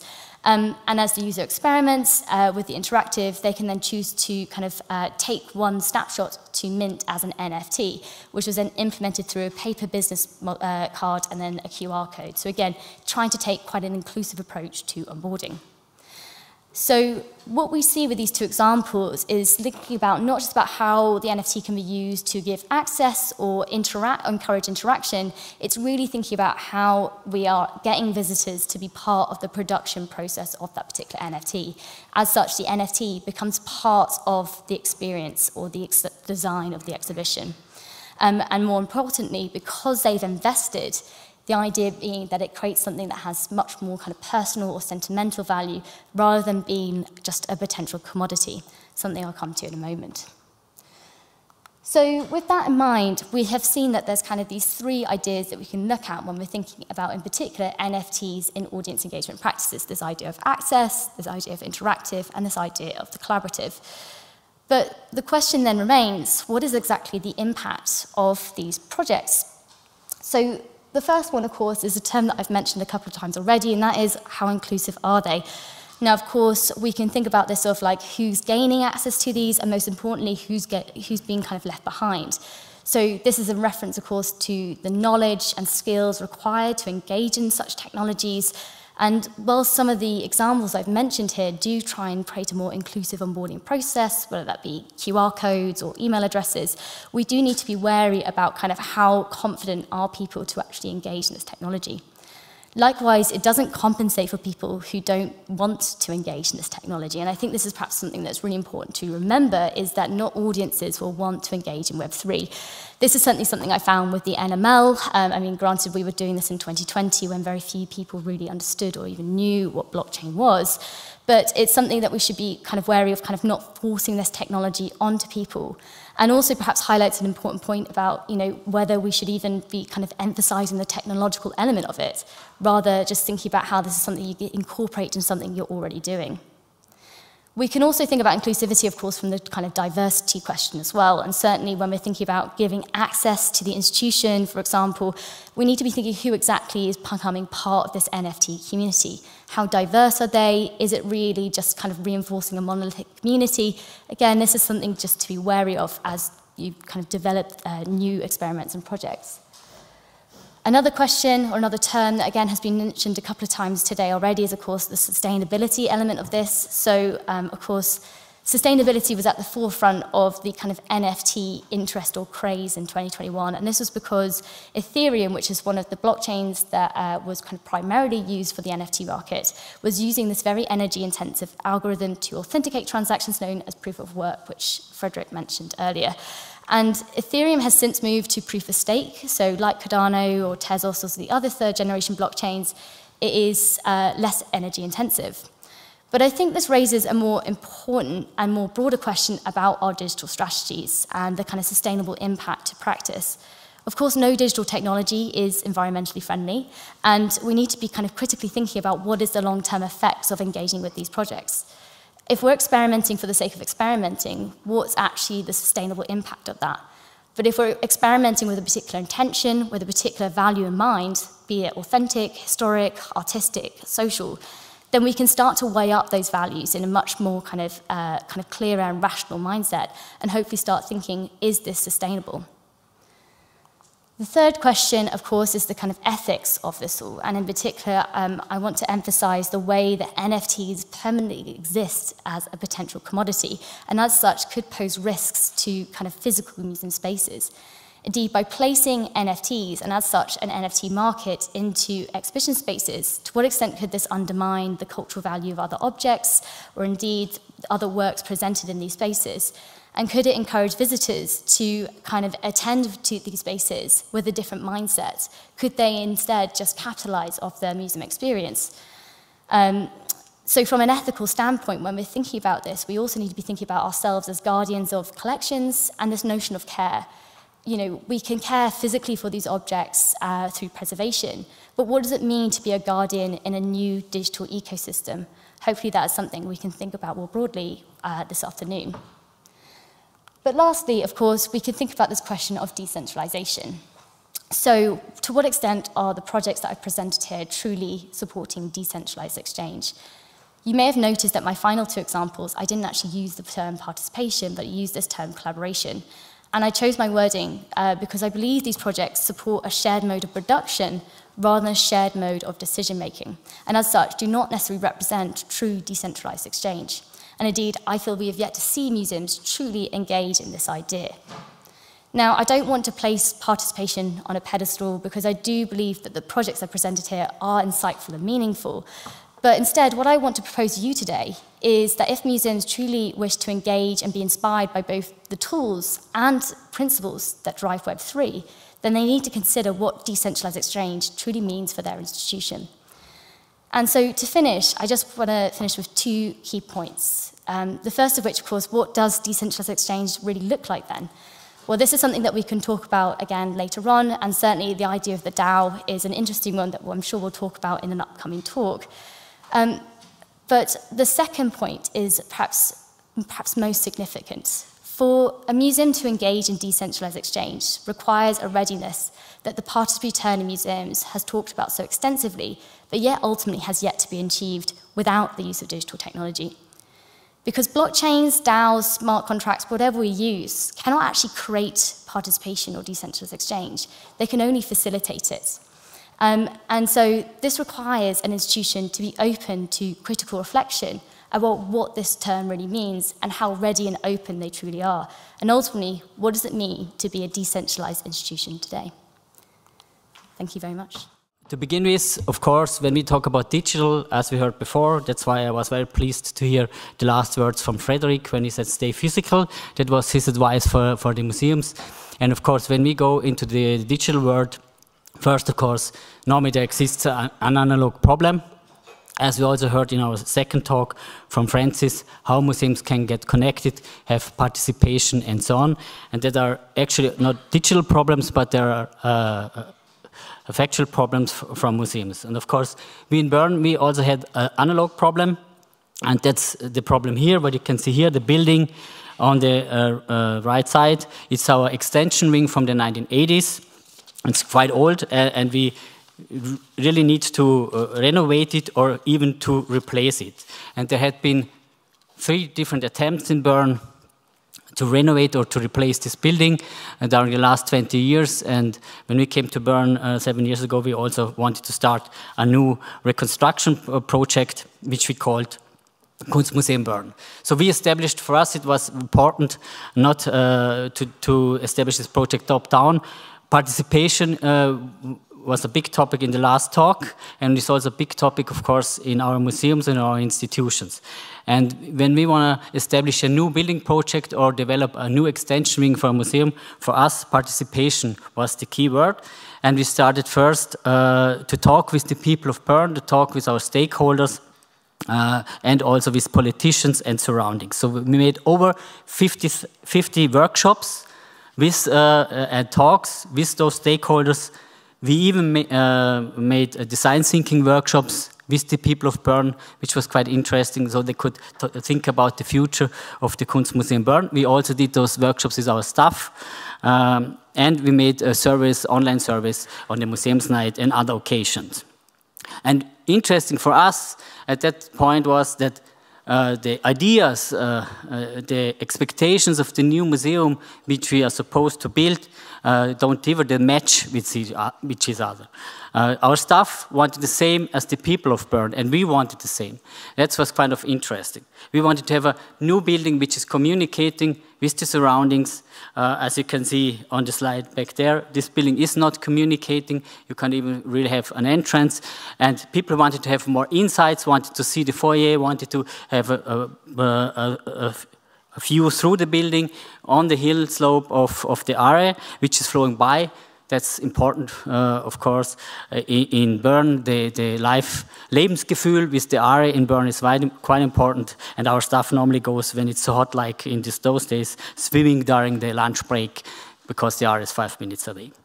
And so that was very interesting for us, this process, that those ideas matched, and we thought we are kind of the right way how to promote this project.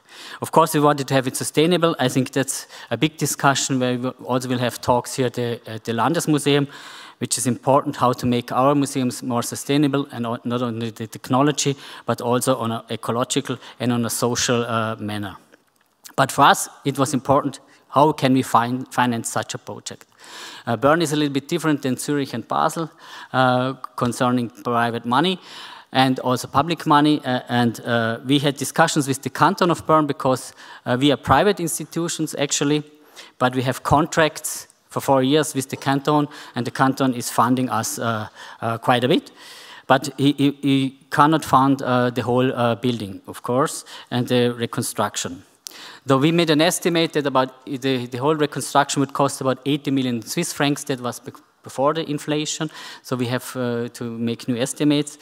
And just the renovation would cost 40 million. And we talked with the canton and negotiated with him that we would raise 40 million private money, and the other money has to be paid by the canton. And that is a very collaborative effort, and we're still raising those money. Right now we have about 28 million already for the project.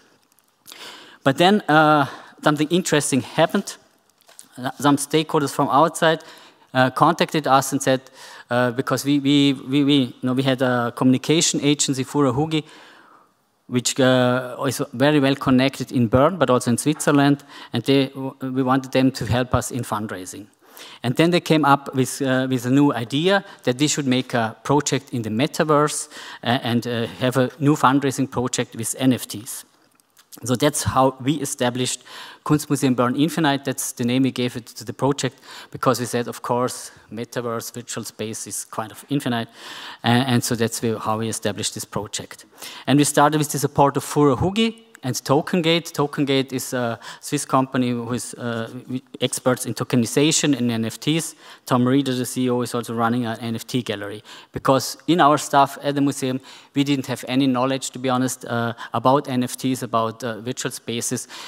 So that was important for us to have this support from outside.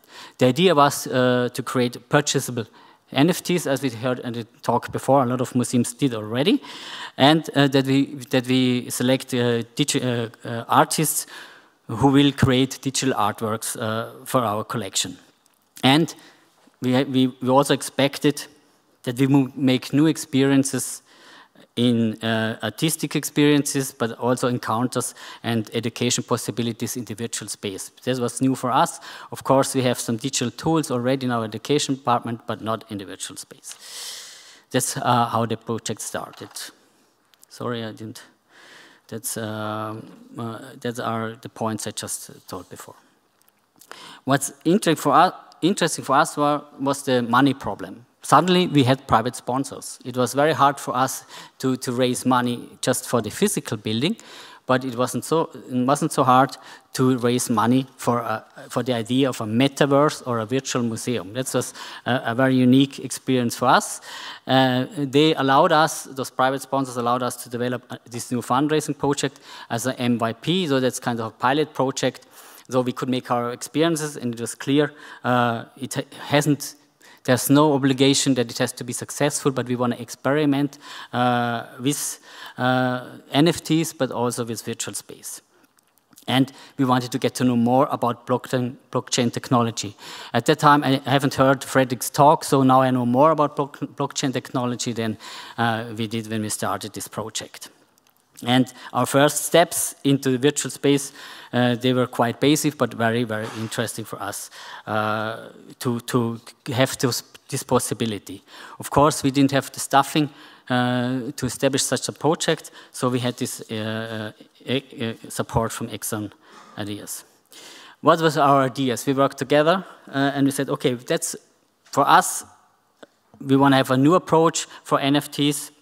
We don't want to have digital copies of our artworks, like, let's say, the Belvedere did in Vienna, or as we have seen on the talk before from Francis.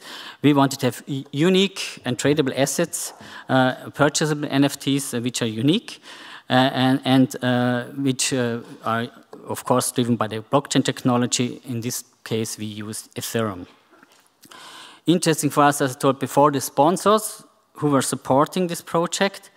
We now experience that sponsors not only want to give money anymore, they also want to participate in the projects. They also want to co-create. That's a new development in fundraising. And of course, it's not always easy, because we as museums, we normally have our products, we have our exhibitions, we have our educational program, which we want to have funded. And now we have to do co-creation with our sponsors. In this case, also, the sponsors wanted to co-create with us. But, as I told you before, the metaverse was a trigger phrase for the sponsors. They said, okay, we will risk our money. Also, we don't know what you are doing or what will happen with this money, to be honest.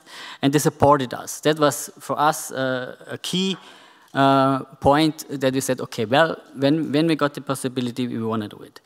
And, of course, the idea of the shared revenue between from the sales between the artist and the Kunstmuseum. That's also new. There's no gallery in between, and with a smart contract, the artist can participate not only on the first sale, but also on the consecutive sales. And we also made a contract, a smart contract. So half of the serum went directly to the artist involved, and half to us in the museum.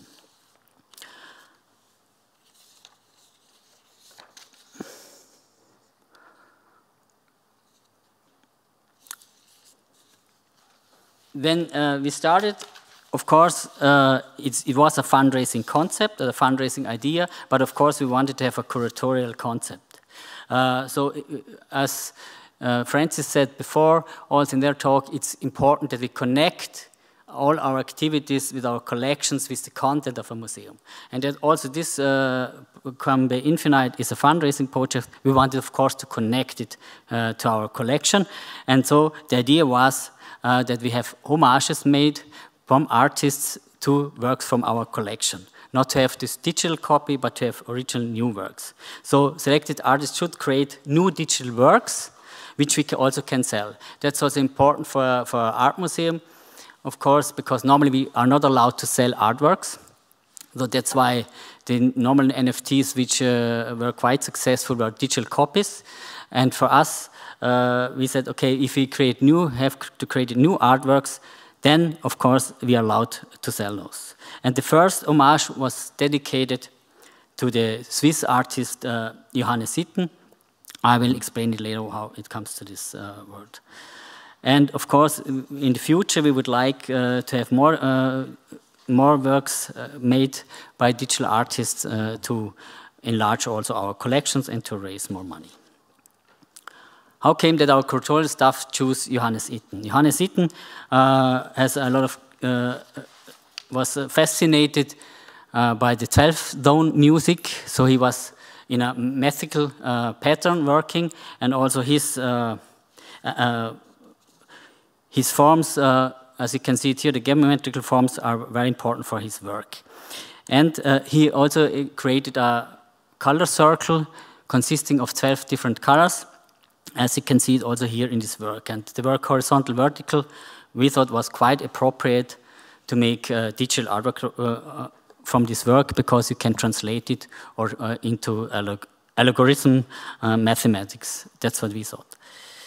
Sasha Stiles, we chose Sasha Stiles as an artist. She's actually an American poet and artist. She's coming from literature and is also working and experimenting with blockchain technology. And she has exhibited quite some spaces. And she's co-founder of Verse, and a platform which is text-based and hosts crypto-native art as well. And she also is producing artificial AI-powered literature in her work. It's working? Okay. And here you can see the installation we made. For us, it was also important to combine the virtual experience with the physical experience. So we wanted to have an installation in our museum, not only in the virtual space. So here you can see the installation on site in our house, on our premises, where people could experiment with our virtual space and also see the original artwork, which was important for us as well. And we created the virtual space in Spatial. That's a platform where you can fairly cheap, with low costs, establish virtual spaces, and you have a surrounding, a community with other virtual spaces as well. So that was for us the most accessible way to create a virtual space. And for us, it was important in our stuff, and that's kind of one of the practical problems. How does a kind of space for virtual art look like? And we said, okay, we would like to, our first idea was that it looks like in computer games, so it is very spacey and completely different from our normal physical premises. We knew that we didn't want to have a digital twin of our museum. That was what we knew, but we didn't know how it looks like. So we discussed with Fura Huge and TokenGate how this place can be and how this space can be. And first it was very, very spacey, the first draft we saw. And then we said, okay, well, we need, of course, some walls where we can hang the artwork, like in a physical space. And so we got to know, okay, we have to think more about how virtual space looks like.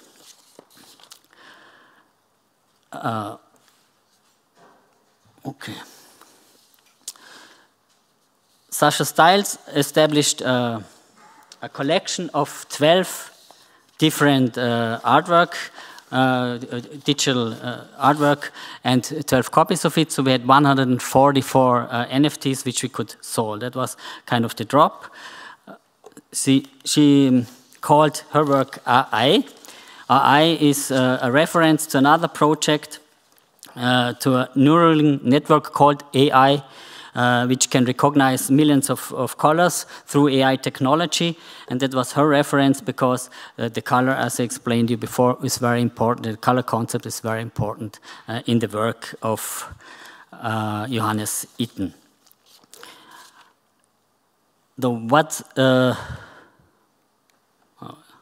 Okay. What were our actions, what we took place in our staff? As I told you, we built a virtual space in Spatial, a very simple space, to be honest. We didn't have the money to have a bigger space. You can look at it online. It's just one exhibition room with a morphic shape, and we also had an auditorium where we could make lectures and meetings, and we were the idea that people can meet and gather together online in the virtual world. We developed this curatorial concept for commissions to NFT artists, as explained before, and we founded a new association, the Virtual Art Circle, which is a different private association where we can run the business from the virtual space, and the revenues from the can be infinite. So we didn't want to have it in our regular budget, but on a separate association, so we could separate the money and also finance different things with the revenues. We launched a website. We launched a website, Kunstmuseum Bern Infinite, where we explained the project and where we could reach some people before we already launched it. We created special social media channels. That was one advice we got, that we should create special social media channels just only for the project. We sent out, of course, regular media releases, so analog as digital, and we implemented mediation events on the site, hybrid and digital. We started the launch of the project on May 23rd, so it's fairly new, with a virtual space, in the virtual space and on site at the Kunstmuseum Bern. We were quite happy of the interest also from in the physical way in our museum. About over 100 people came to Bern to be part of the launch of the project, and we had about, I think, 150 visitors online in the virtual space when we launched the project. And we started the job 1 month later on June 20th, just only virtual, where we dropped the NFTs created by Sasha Styles. We then had those mediation events, as I told before. We have a format that's over lunchtime, where we could talk about the work of Sasha Styles and the work of the correlation of the work of Johannes Itten. And we had an artist talk where Sasha Styles talked with Lubia Elliott, a curator and specialized in AI art, on July 25th. So what are the results of our project? Our sales, that's maybe the most important, interesting thing, at least from me, or in my point of view. How successful was it also financial-wise? So we had an additional 144 NFTs and 10 collection packages with 12 NFTs altogether. So we sold all collection packages, this 10, and we sold 6 single NFTs as well. So we raised about, let's say, 25,000 US dollars or 7,500 Ethereum. What did we learn from this project? We got very positive feedback on our innovative spirit, that we tried to do this for the first time. For us, it was really a new way of communicating with the audience, but also a new way of raising money. We had about 1,500 visitors on the website and about the same amount of visitors in our virtual space. We could sell all our collector packages, so that was quite a success. So we have now some collectors in Switzerland, at least, who own Sasha Styles works in their wallet. For us also, it was important that the artists can benefit in the project, not only we as a museum. That's important for our art museum. So Sasha Styles got 50% of the revenue, of course, and she got connected with our collection and got more reputation in the art world in Switzerland. We also gained a lot of interest from the museum world in Switzerland about this project, and we had some very specialized visitors coming to learn more about what we did here in Bern. For us, the very important learnings and experiences we gained were that it looks so simple to create a virtual space, and everybody's talking about just create it, but you have to think about a virtual space like it's a regular exhibition space as well. So it's a real new extension, to be honest. Not only a virtual space, we have to run it. We got to know a little bit more about blockchain technology. Now, after the talk of Frederick, I know even more than we experienced in our project. And we had first insight how the NFT market is functioning and working. That was also interesting for us because it was completely new territory where we wanted to go. What are our potentials on the project? We also realized that NFTs and cryptocurrencies are, especially in the art world, have a rather negative connotation. So that was always also our fear, to lack of reputation with the project. So that's what we also had some criticism why we now are selling and doing an NFT project. We also learned that to reach an NFT community is for a museum like we are quite hard and not so simple. So it was one mistake that we established our own social media channels. They were not very successful because Kunstmuseum Bern Infinite, nobody knew about the project before. So we had to switch during the project to our regular social media channels, where we could, of course, reach a lot more people and have the community. But this is not the community who is interested in NFTs probably, and maybe not even interested in a virtual space. So that's, if you establish a project like this, you really have to think first about how you can reach your possible audience and how you can reach your possible buyers. That's what we just realized when we were in the middle of the project and we did this switch. And we had the business model with which we started, didn't prove itself, though we didn't, the revenue from the selling of the NFTs is quite low. On the other hand, if you just say $25,000 for the first drop, of course it's an MVP, but still first the expectations were a lot higher in the project. So think about your expectations when you're starting such a project, and maybe also a natural consequence, but when you start this new project, really think before of staffing and resources, because suddenly our whole staff had to get involved in the project, and also not only communicate about it, but also do the installation in the house, and also to think about mediation events. So if you have a virtual space, of course you have to do programming of the space, not only the drops and not only the artwork. That's not enough. It's like you have to keep it vivid. And to trigger the community or potential community to look at the space. We also, I'm sorry, I thought it's here. We also have some questions we still have to raise.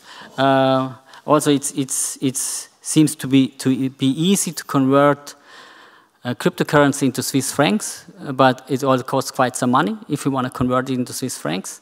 And it's not so easy. At least it took us 2 months also to have a bank account on the Virtual Art Circle, because they said if you want to transfer crypto money to our Swiss bank account, then we will have problems. And there are a lot of regulations. So it seems to be so easy, but it's so complicated, to be honest. I was quite surprised too, because everybody told us that's no problem at all. So we still are now owner of Ethereum, but not of Swiss francs.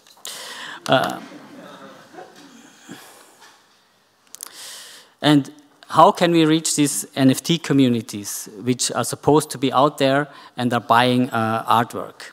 Also, the experiences from Belvedere in Vienna, for example, was that at the first hype there was quite a revenue and people bought it, but now the market is down, and people are not interested too much in NFTs in the art world as a commodity and to buy it. Maybe the artists are now interested, working better with NFT technology and blockchain technology, and that will be a chance for museums and art museums just to have exhibitions with artists who are working with this technology.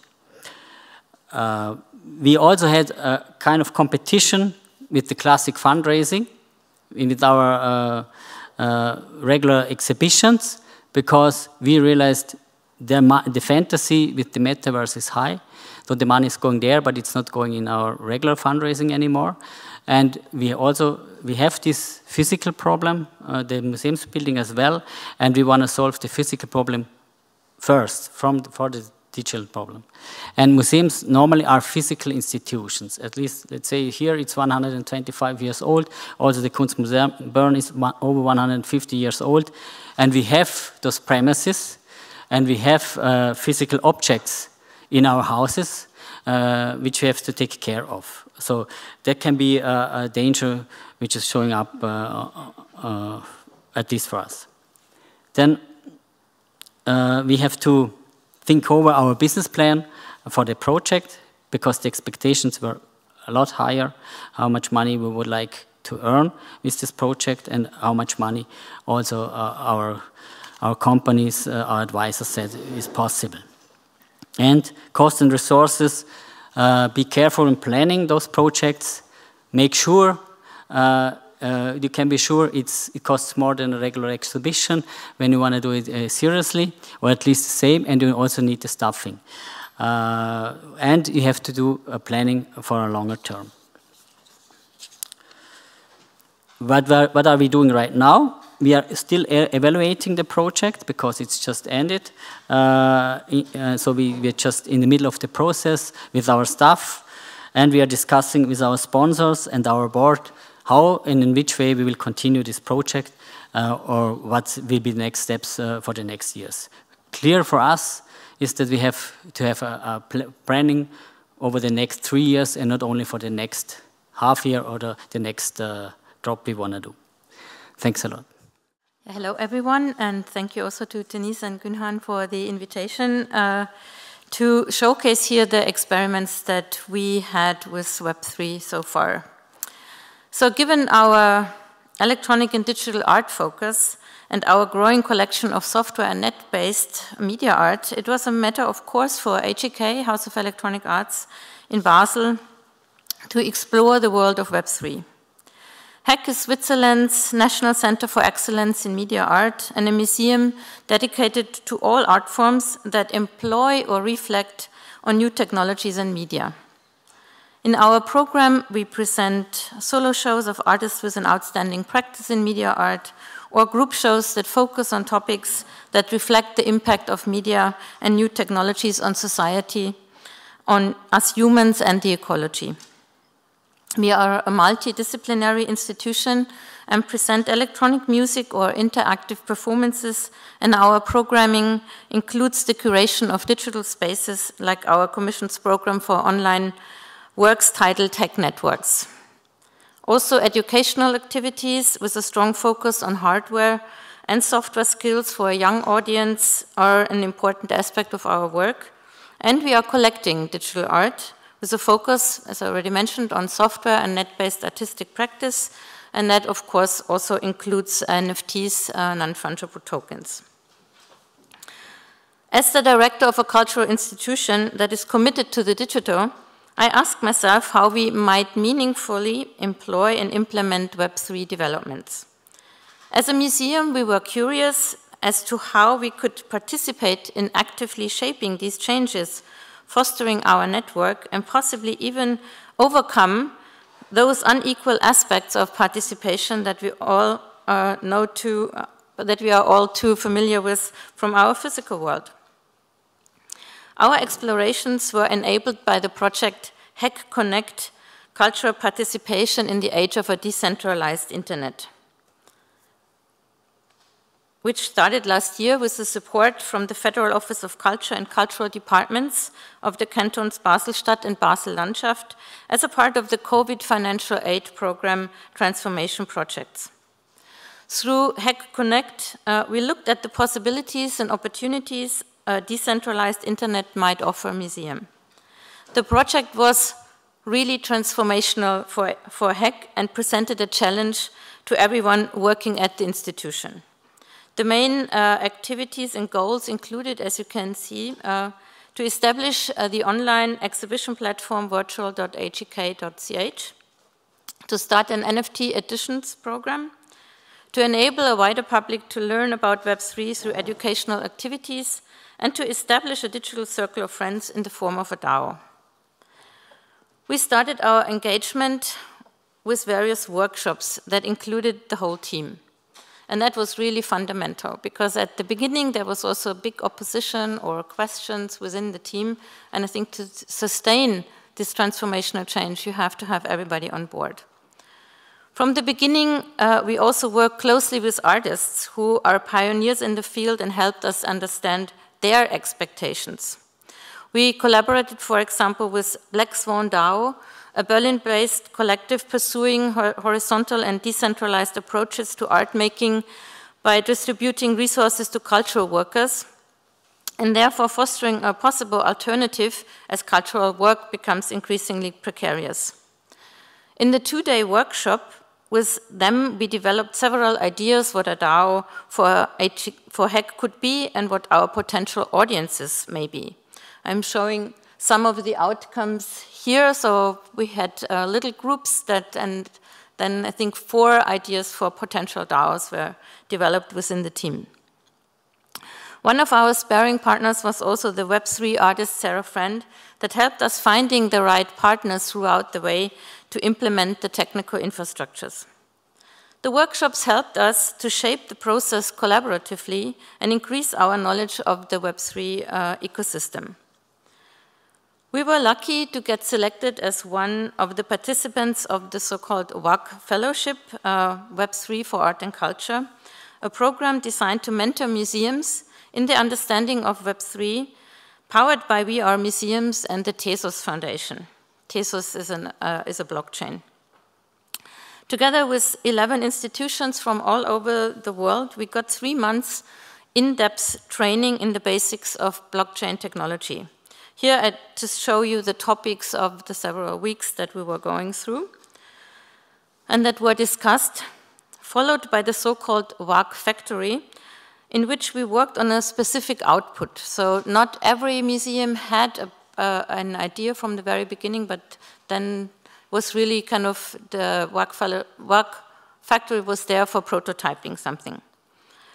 So for us, the output was the implementation of an NFT shop within our existing website. It was a fantastic opportunity for our very small team to learn and to understand the possibility and challenges of blockchain technologies for cultural institutions. At the heart of our Web3 endeavors was the creation of a token-based community, our digital circle of friends. So we did not have a circle of friends yet. In the publication on DAOs titled Radical Friends, co-author and writer Penny Rafferty claims, quote, "What blockchain does have to offer is to relearn, retool, and re-educate ourselves in small test sites," end quote. To us, this relearning and retooling takes form as rethinking a cultural organization and offering content-related participation to a wider audience, transforming the conventional one-way communication of an institution into a multi-way conversation. It led us to found a DAO, a decentralized autonomous organization, and I'm happy that the term was already mentioned and explained.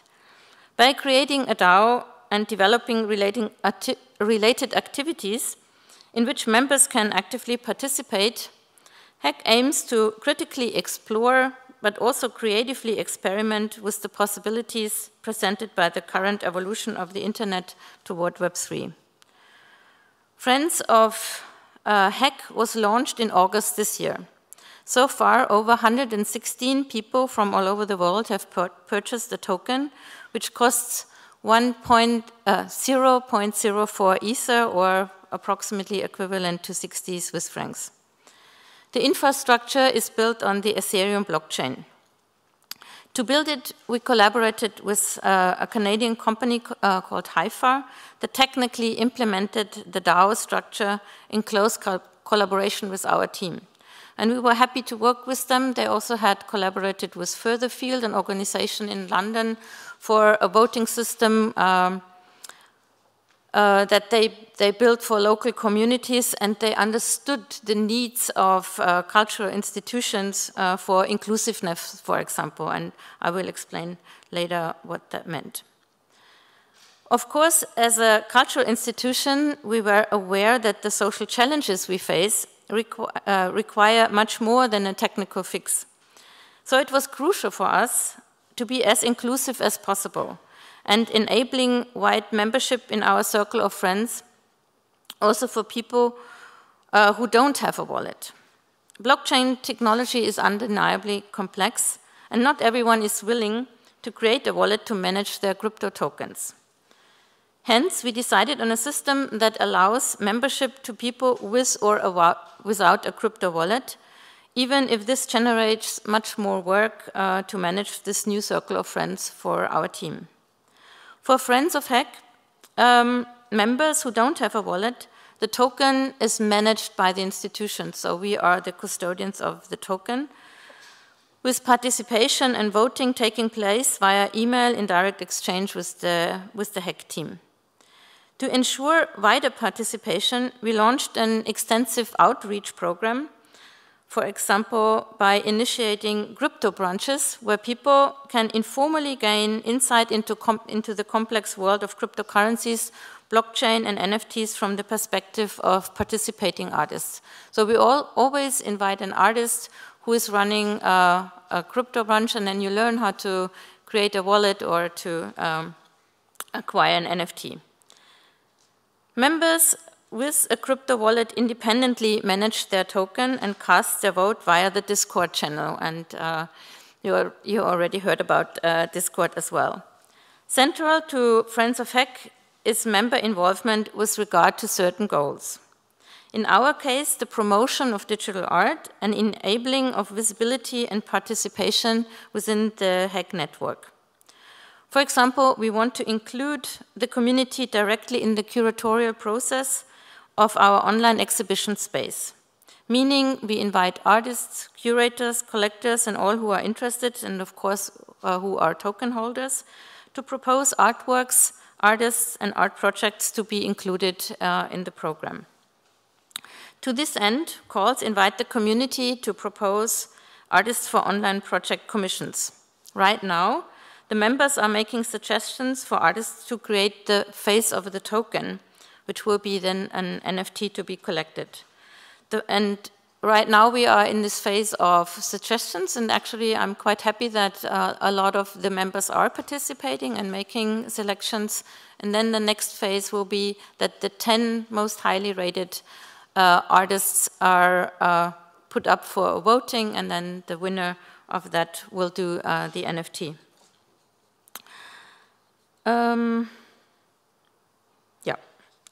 So we also plan to initiate to swarm curate an exhibition for our online exhibition platform, virtual.hek.ch. Most activity, as you can see here, take place via the specialized Discord channel rather than directly on-chain. Friends of Hack isn't precisely a DAO.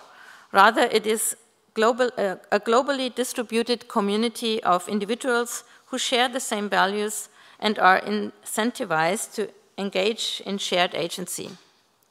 The blockchain's decentralized governance structures allow members of the DAO to have control, since decisions are made by the community. For the institution, this implies an opening to collaborative action, enabling members of the committee defined as Friends of Hack to exert their influence. We are aware that Friends of Hack Friends of Hack's initially experimental character, and of how it takes time and energy to build an online community. Nevertheless, the opportunity it offers has a means of collective reflection on the future of cultural institutions and practitioners, for participation and for experimentation with new formats and approaches. It's undeniable. The near future holds promise of many changes and developments. As a cultural institution, we are keen to participate in shaping these ongoing processes and enable the creation of more equitable and inclusive models of contribution and participation, collectively deciding what is meaningful and interesting in the community of digital arts. So let's also hear some voices of Friends of Hack members, why they joined and what their expectations are. These comments are published in an interview that was just launched by the online news portal Right-Click-Save. And sorry, I handed in the presentation too early to include the link, but if you Google Right-Click-Save, you will find it.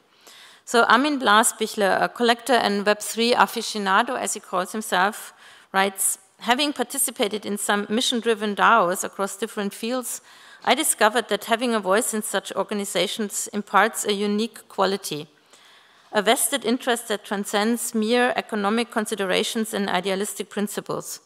Instead, it fosters a sense of shared stewardship. I'm excited to witness HEK expand its potential into the cultural sphere. Linda Loh, an artist, which I didn't know, so she's joining from Australia, writes, I joined Friends of Hack because it felt like a way to keep in touch with a progressive community at the forefront of current developments. Being currently based in Australia, I won't be a regular in-person visitor of Hack, but it is a novelty being connected despite being on the other side of the world. As an artist, the potential to participate in exhibitions was a factor, and I like the idea of hearing about online events and exhibitions that I might not notice otherwise. And Clara P., curator based in Singapore, writes, it is still too early to comment on whether this will be a successful approach to more decentralized decision-making and community engagement, but I appreciate the initiative. At the very least, setting up a DAO demonstrates that the institution is interested in enabling its community to have a stake in some of its decisions, opening up possibilities beyond its walls. And the last comment comes from a gallerist based in Berlin, Anne Schwanz. The version of Access offers a way to belong, to participate in the togetherness and be more active and directly engaged, even remotely. Technology in itself is not the solution for change, but with the integration and examples of use into organizations, it can help to understand and actively shape them. In conjunction with the development of Friends of Hack, we launched the aforementioned virtual.hek.ch, a digital browser-based platform, which is based on the platform Common Garden by the Dutch artist Constant Dullard. So, in spite of a 3D virtual environment, we decided to go for a browser-based space, as it is very accessible and can also serve as a space for social interaction during virtual openings and artist talks using live video feeds, audio, and chat functions. You see here images of the exhibitions we did so far. From the early Web to Web3 was the first one based on works from our collection, kind of showcasing early net art up to NFTs from today. And then you can also see that these little circles that are persons talking, kind of when we do an online event, there's kind of a stage where the curator is there, the artists are there, and then you can also invite the audience in so everybody can have a say, and it's very, very simple. You don't have to know how to navigate an avatar, for example. So the second show was about who is online, game art in the age of post-NFTism. And then here the third show was with South Korean-based designer and artist Yevan Song, who was actually also adding some augmented reality tools so that by interacting with either on your phone or on the laptop, you could experience some augmented reality characters in the digital space. If you go to the space right now, it's not active because we are setting up the new show, which is titled There Is No Perfect Spell, curated by Bixin, a curator based in Shanghai, which will be opened on 14th September at noon. So if you have time, please join us. And this is also a project that we collaborate with with the Kronos Art Center from Shanghai. As an institution that has its focus on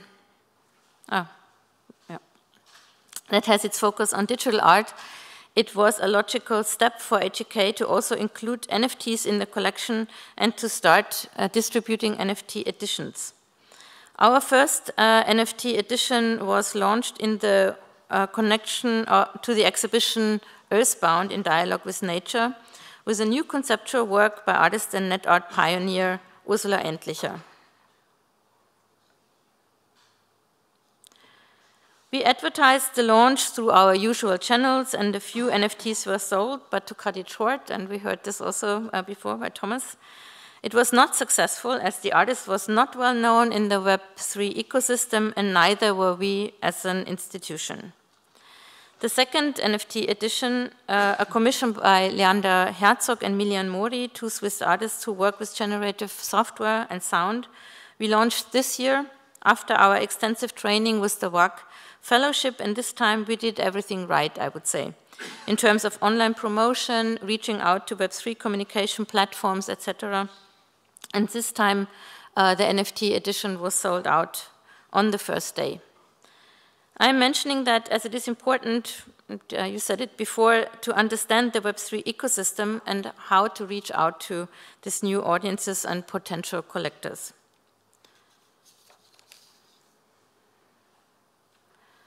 In terms of royalties, we made a split of 70-30, 70% going to the artist and 30% to us as the releasing institution.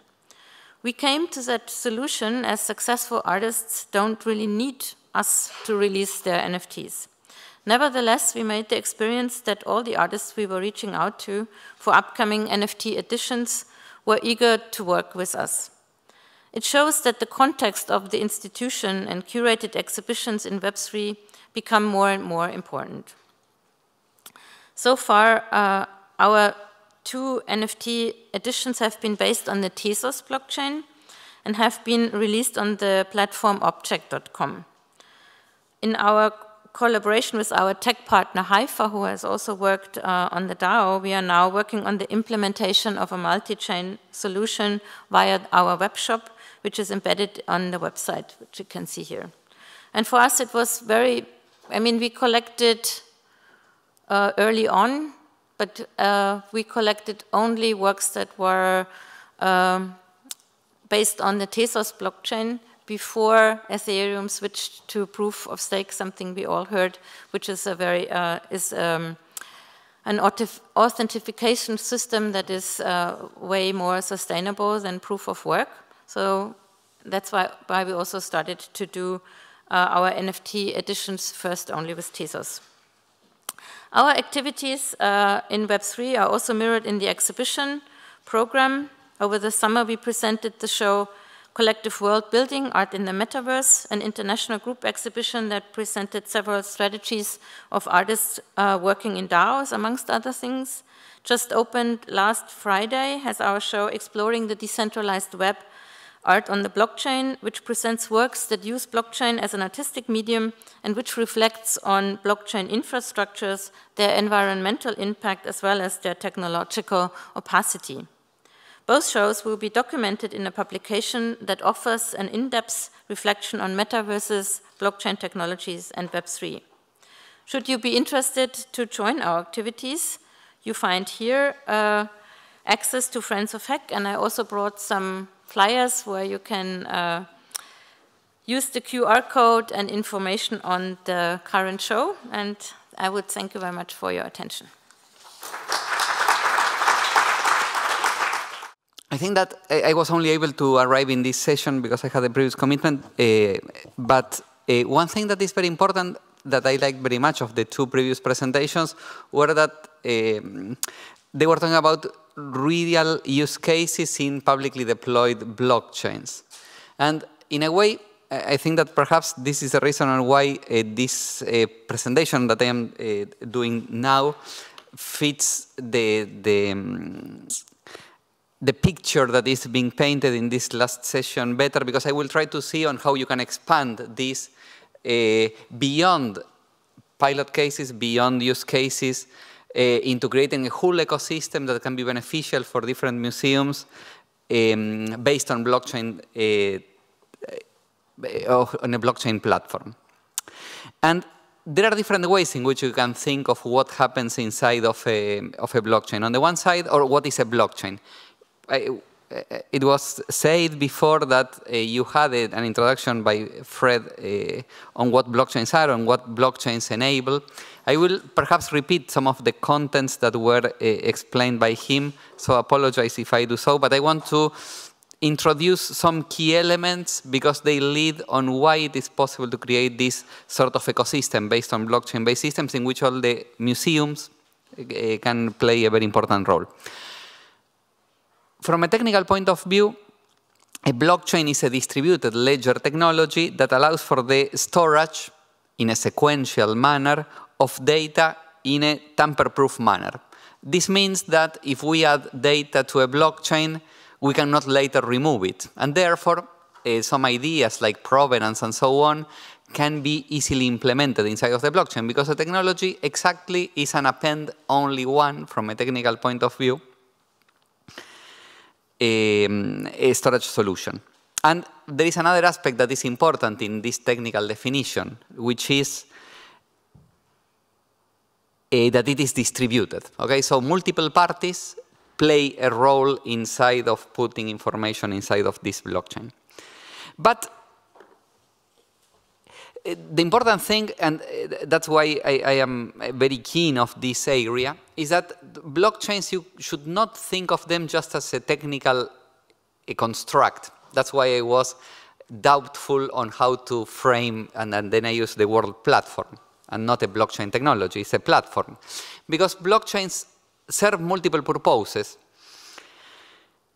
And on the one side, from a more social point of view or from governance point of view, one thing that is very important is that they allow for the different stakeholders that are present in the system to agree on a specific vision that is implemented and the way in which this vision can be realized.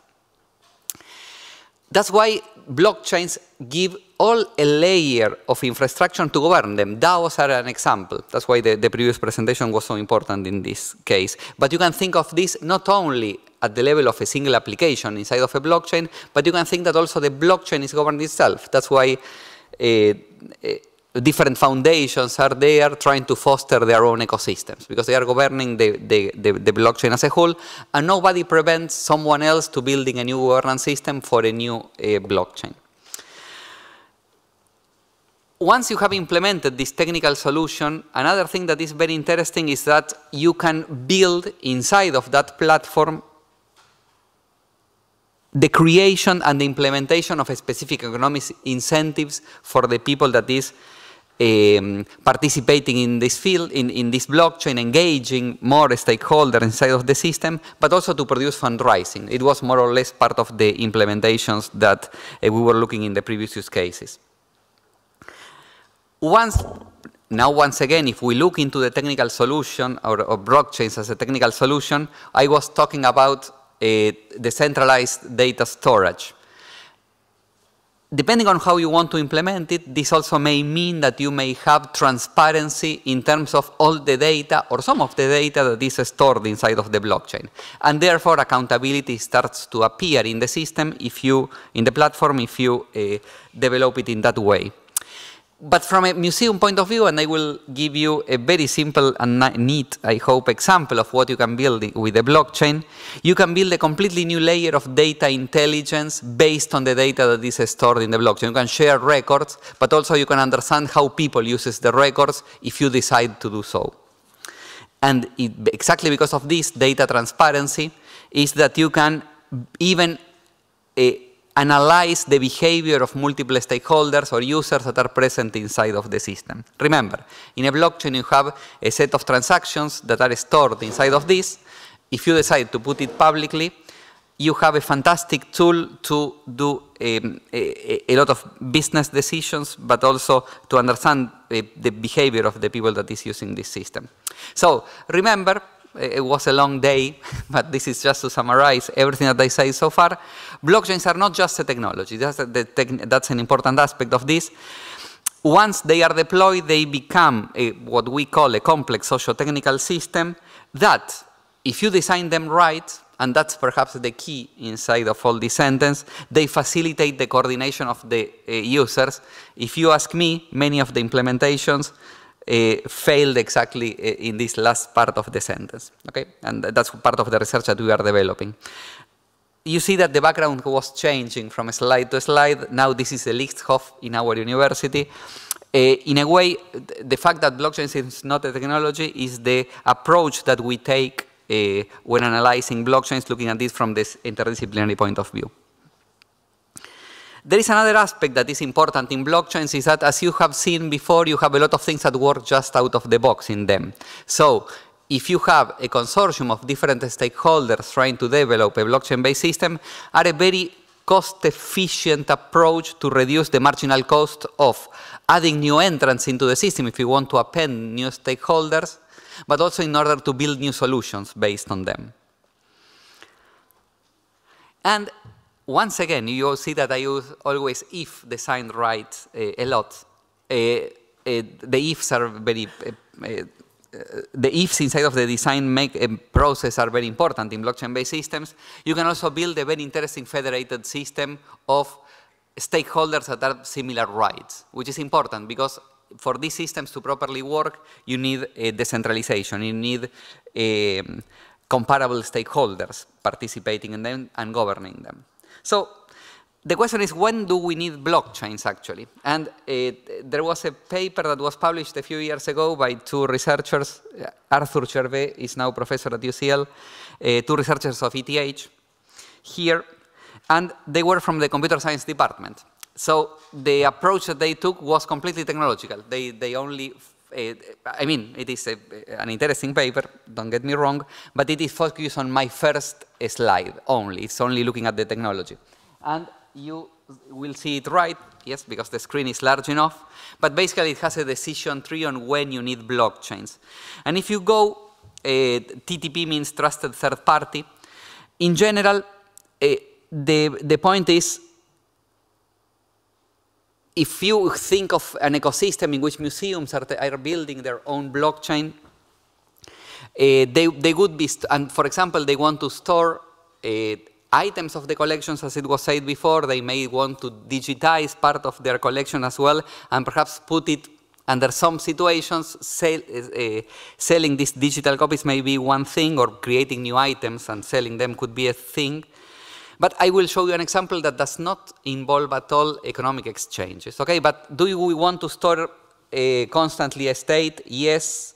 Do we have multiple writers? If we are thinking of an ecosystem of museums, we may argue that this is the case. If we are thinking that the stakeholders are also writers of data, because they may want to, for example, put parts of their catalogs or the full catalogs inside of the blockchain to have a complete ledger in which all this world information is stored.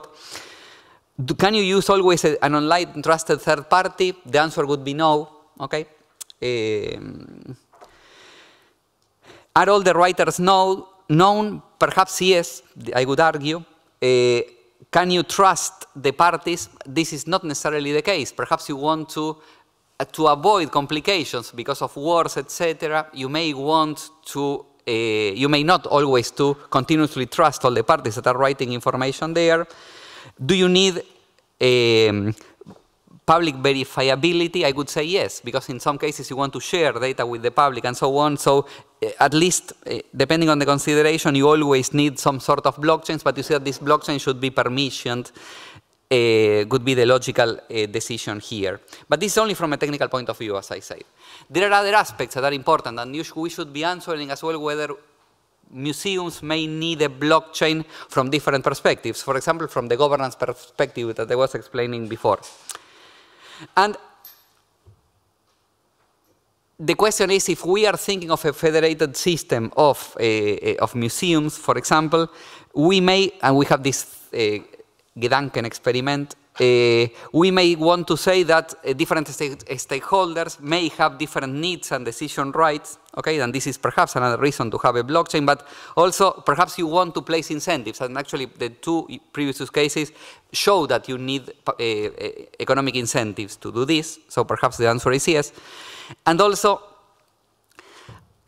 do we need data transparency? After the discussions with Gunnar, for example, it became clear that perhaps for the museums it's very interesting to have these catalogs in which you can compare collections, get to know better the information. You want data transparency. Who interpreted specific pieces that are in collections, the context, the historical context in which they were written? Do we want also to write this information there? I would say yes, and therefore there is a reason for data transparency. But on the other point of view, you may want also to give access to third parties, to build services on top of this, because we want to create an ecosystem of different stakeholders, okay? And the good thing about blockchains is that they provide a very simple solution for that, because they, as I showed at the beginning, they come with a tool set that is ready out of the box if you are doing this. But if you see, so far, and it was one of the points that was presented in the first of the presentations in this round, I never talked about cryptocurrencies here, and I never talked about speculation, because there is no need for that if you are building a blockchain. A blockchain is a technology, but it is something that enables a lot of, it can be also a system that you control and you decide. Remember the part of the vision that I was explaining at the beginning, so you can define your own rules and the spirit around it. The problem is that you see that here there are multiple dimensions in which the decision takes place. Okay, so defining this multidimensional system is something that is tricky, that requires a proper governance. And the only thing that I want to hint with this very simplified analysis is that even in some cases you may say, no, perhaps we do not want to develop business models, perhaps we do not want data transparency. At the end of the day, the case for having a sort of a blockchain-based system is something that seems interesting in this scenario. And I'm really thankful to the Landesmuseum, because we welcomed, I organize every year, this year was the 4th time that I organized a summer school deep dive into blockchain at the university. We have students from all around the world. And this year we had a very inspiring session here. We were hosted very kindly by you.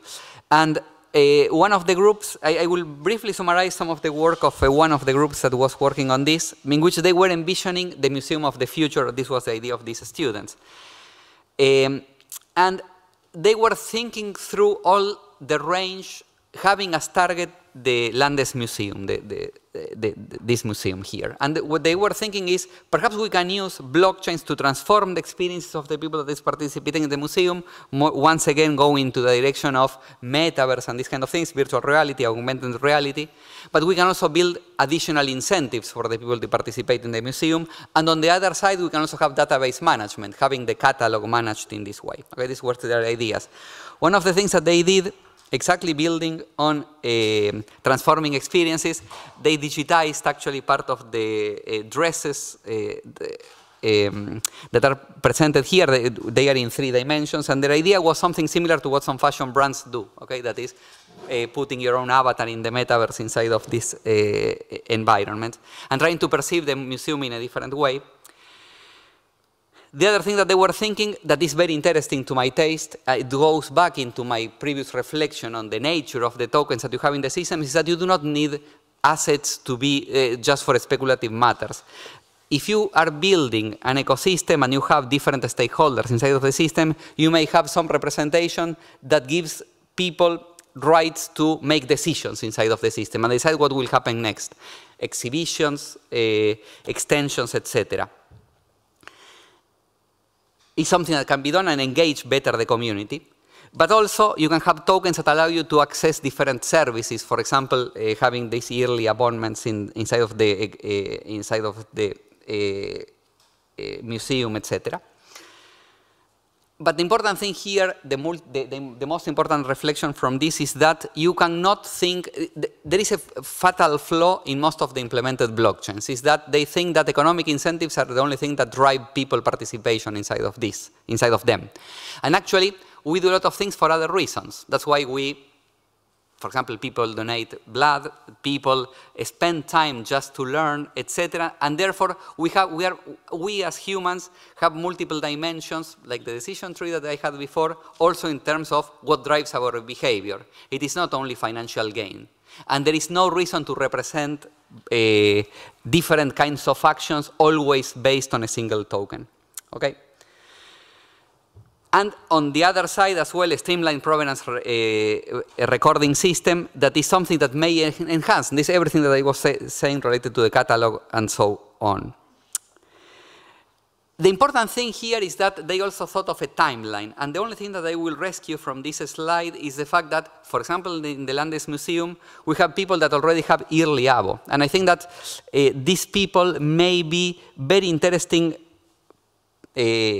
participants because they are already engaged with the activities of the museum in testing the first groups, because they are already engaged, they are already doing things in the museum, as I said, and later you can create additional waves of expansion of different activities.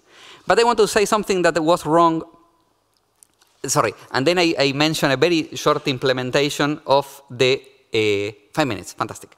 A very simple use case that does not have any kind of financial incentive, that takes care about engaging people. Imagine that whenever you come to a museum, you have this L token, and with the entrance ticket to the museum, you get a limited amount of them, let's say 5, okay? And one thing that you can do is spend these 5 tokens. These tokens have no monetary value, okay? However, they allow you to buy a digital representation, to add to your repertoire, that's the proper way of saying this, to your own repertoire, to your own wallet, a set of pieces that are inside in the museum because you are interested in them. You want to keep a memory of them. You want to keep them as a souvenir, or because you want to learn more about them, etc. So when you enter into the museum, you get 5 of these tokens. And then through your visit, you spend them in things that are interesting to you. This is from the perspective of each user.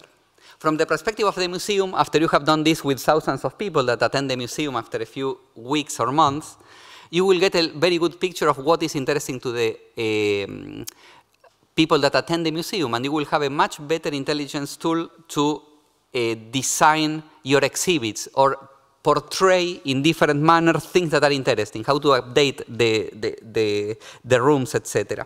Okay, because you are just simply counting who had the wish, because it was stored in the blockchain, to acquire, let's say, to add to their repertoire these tokens.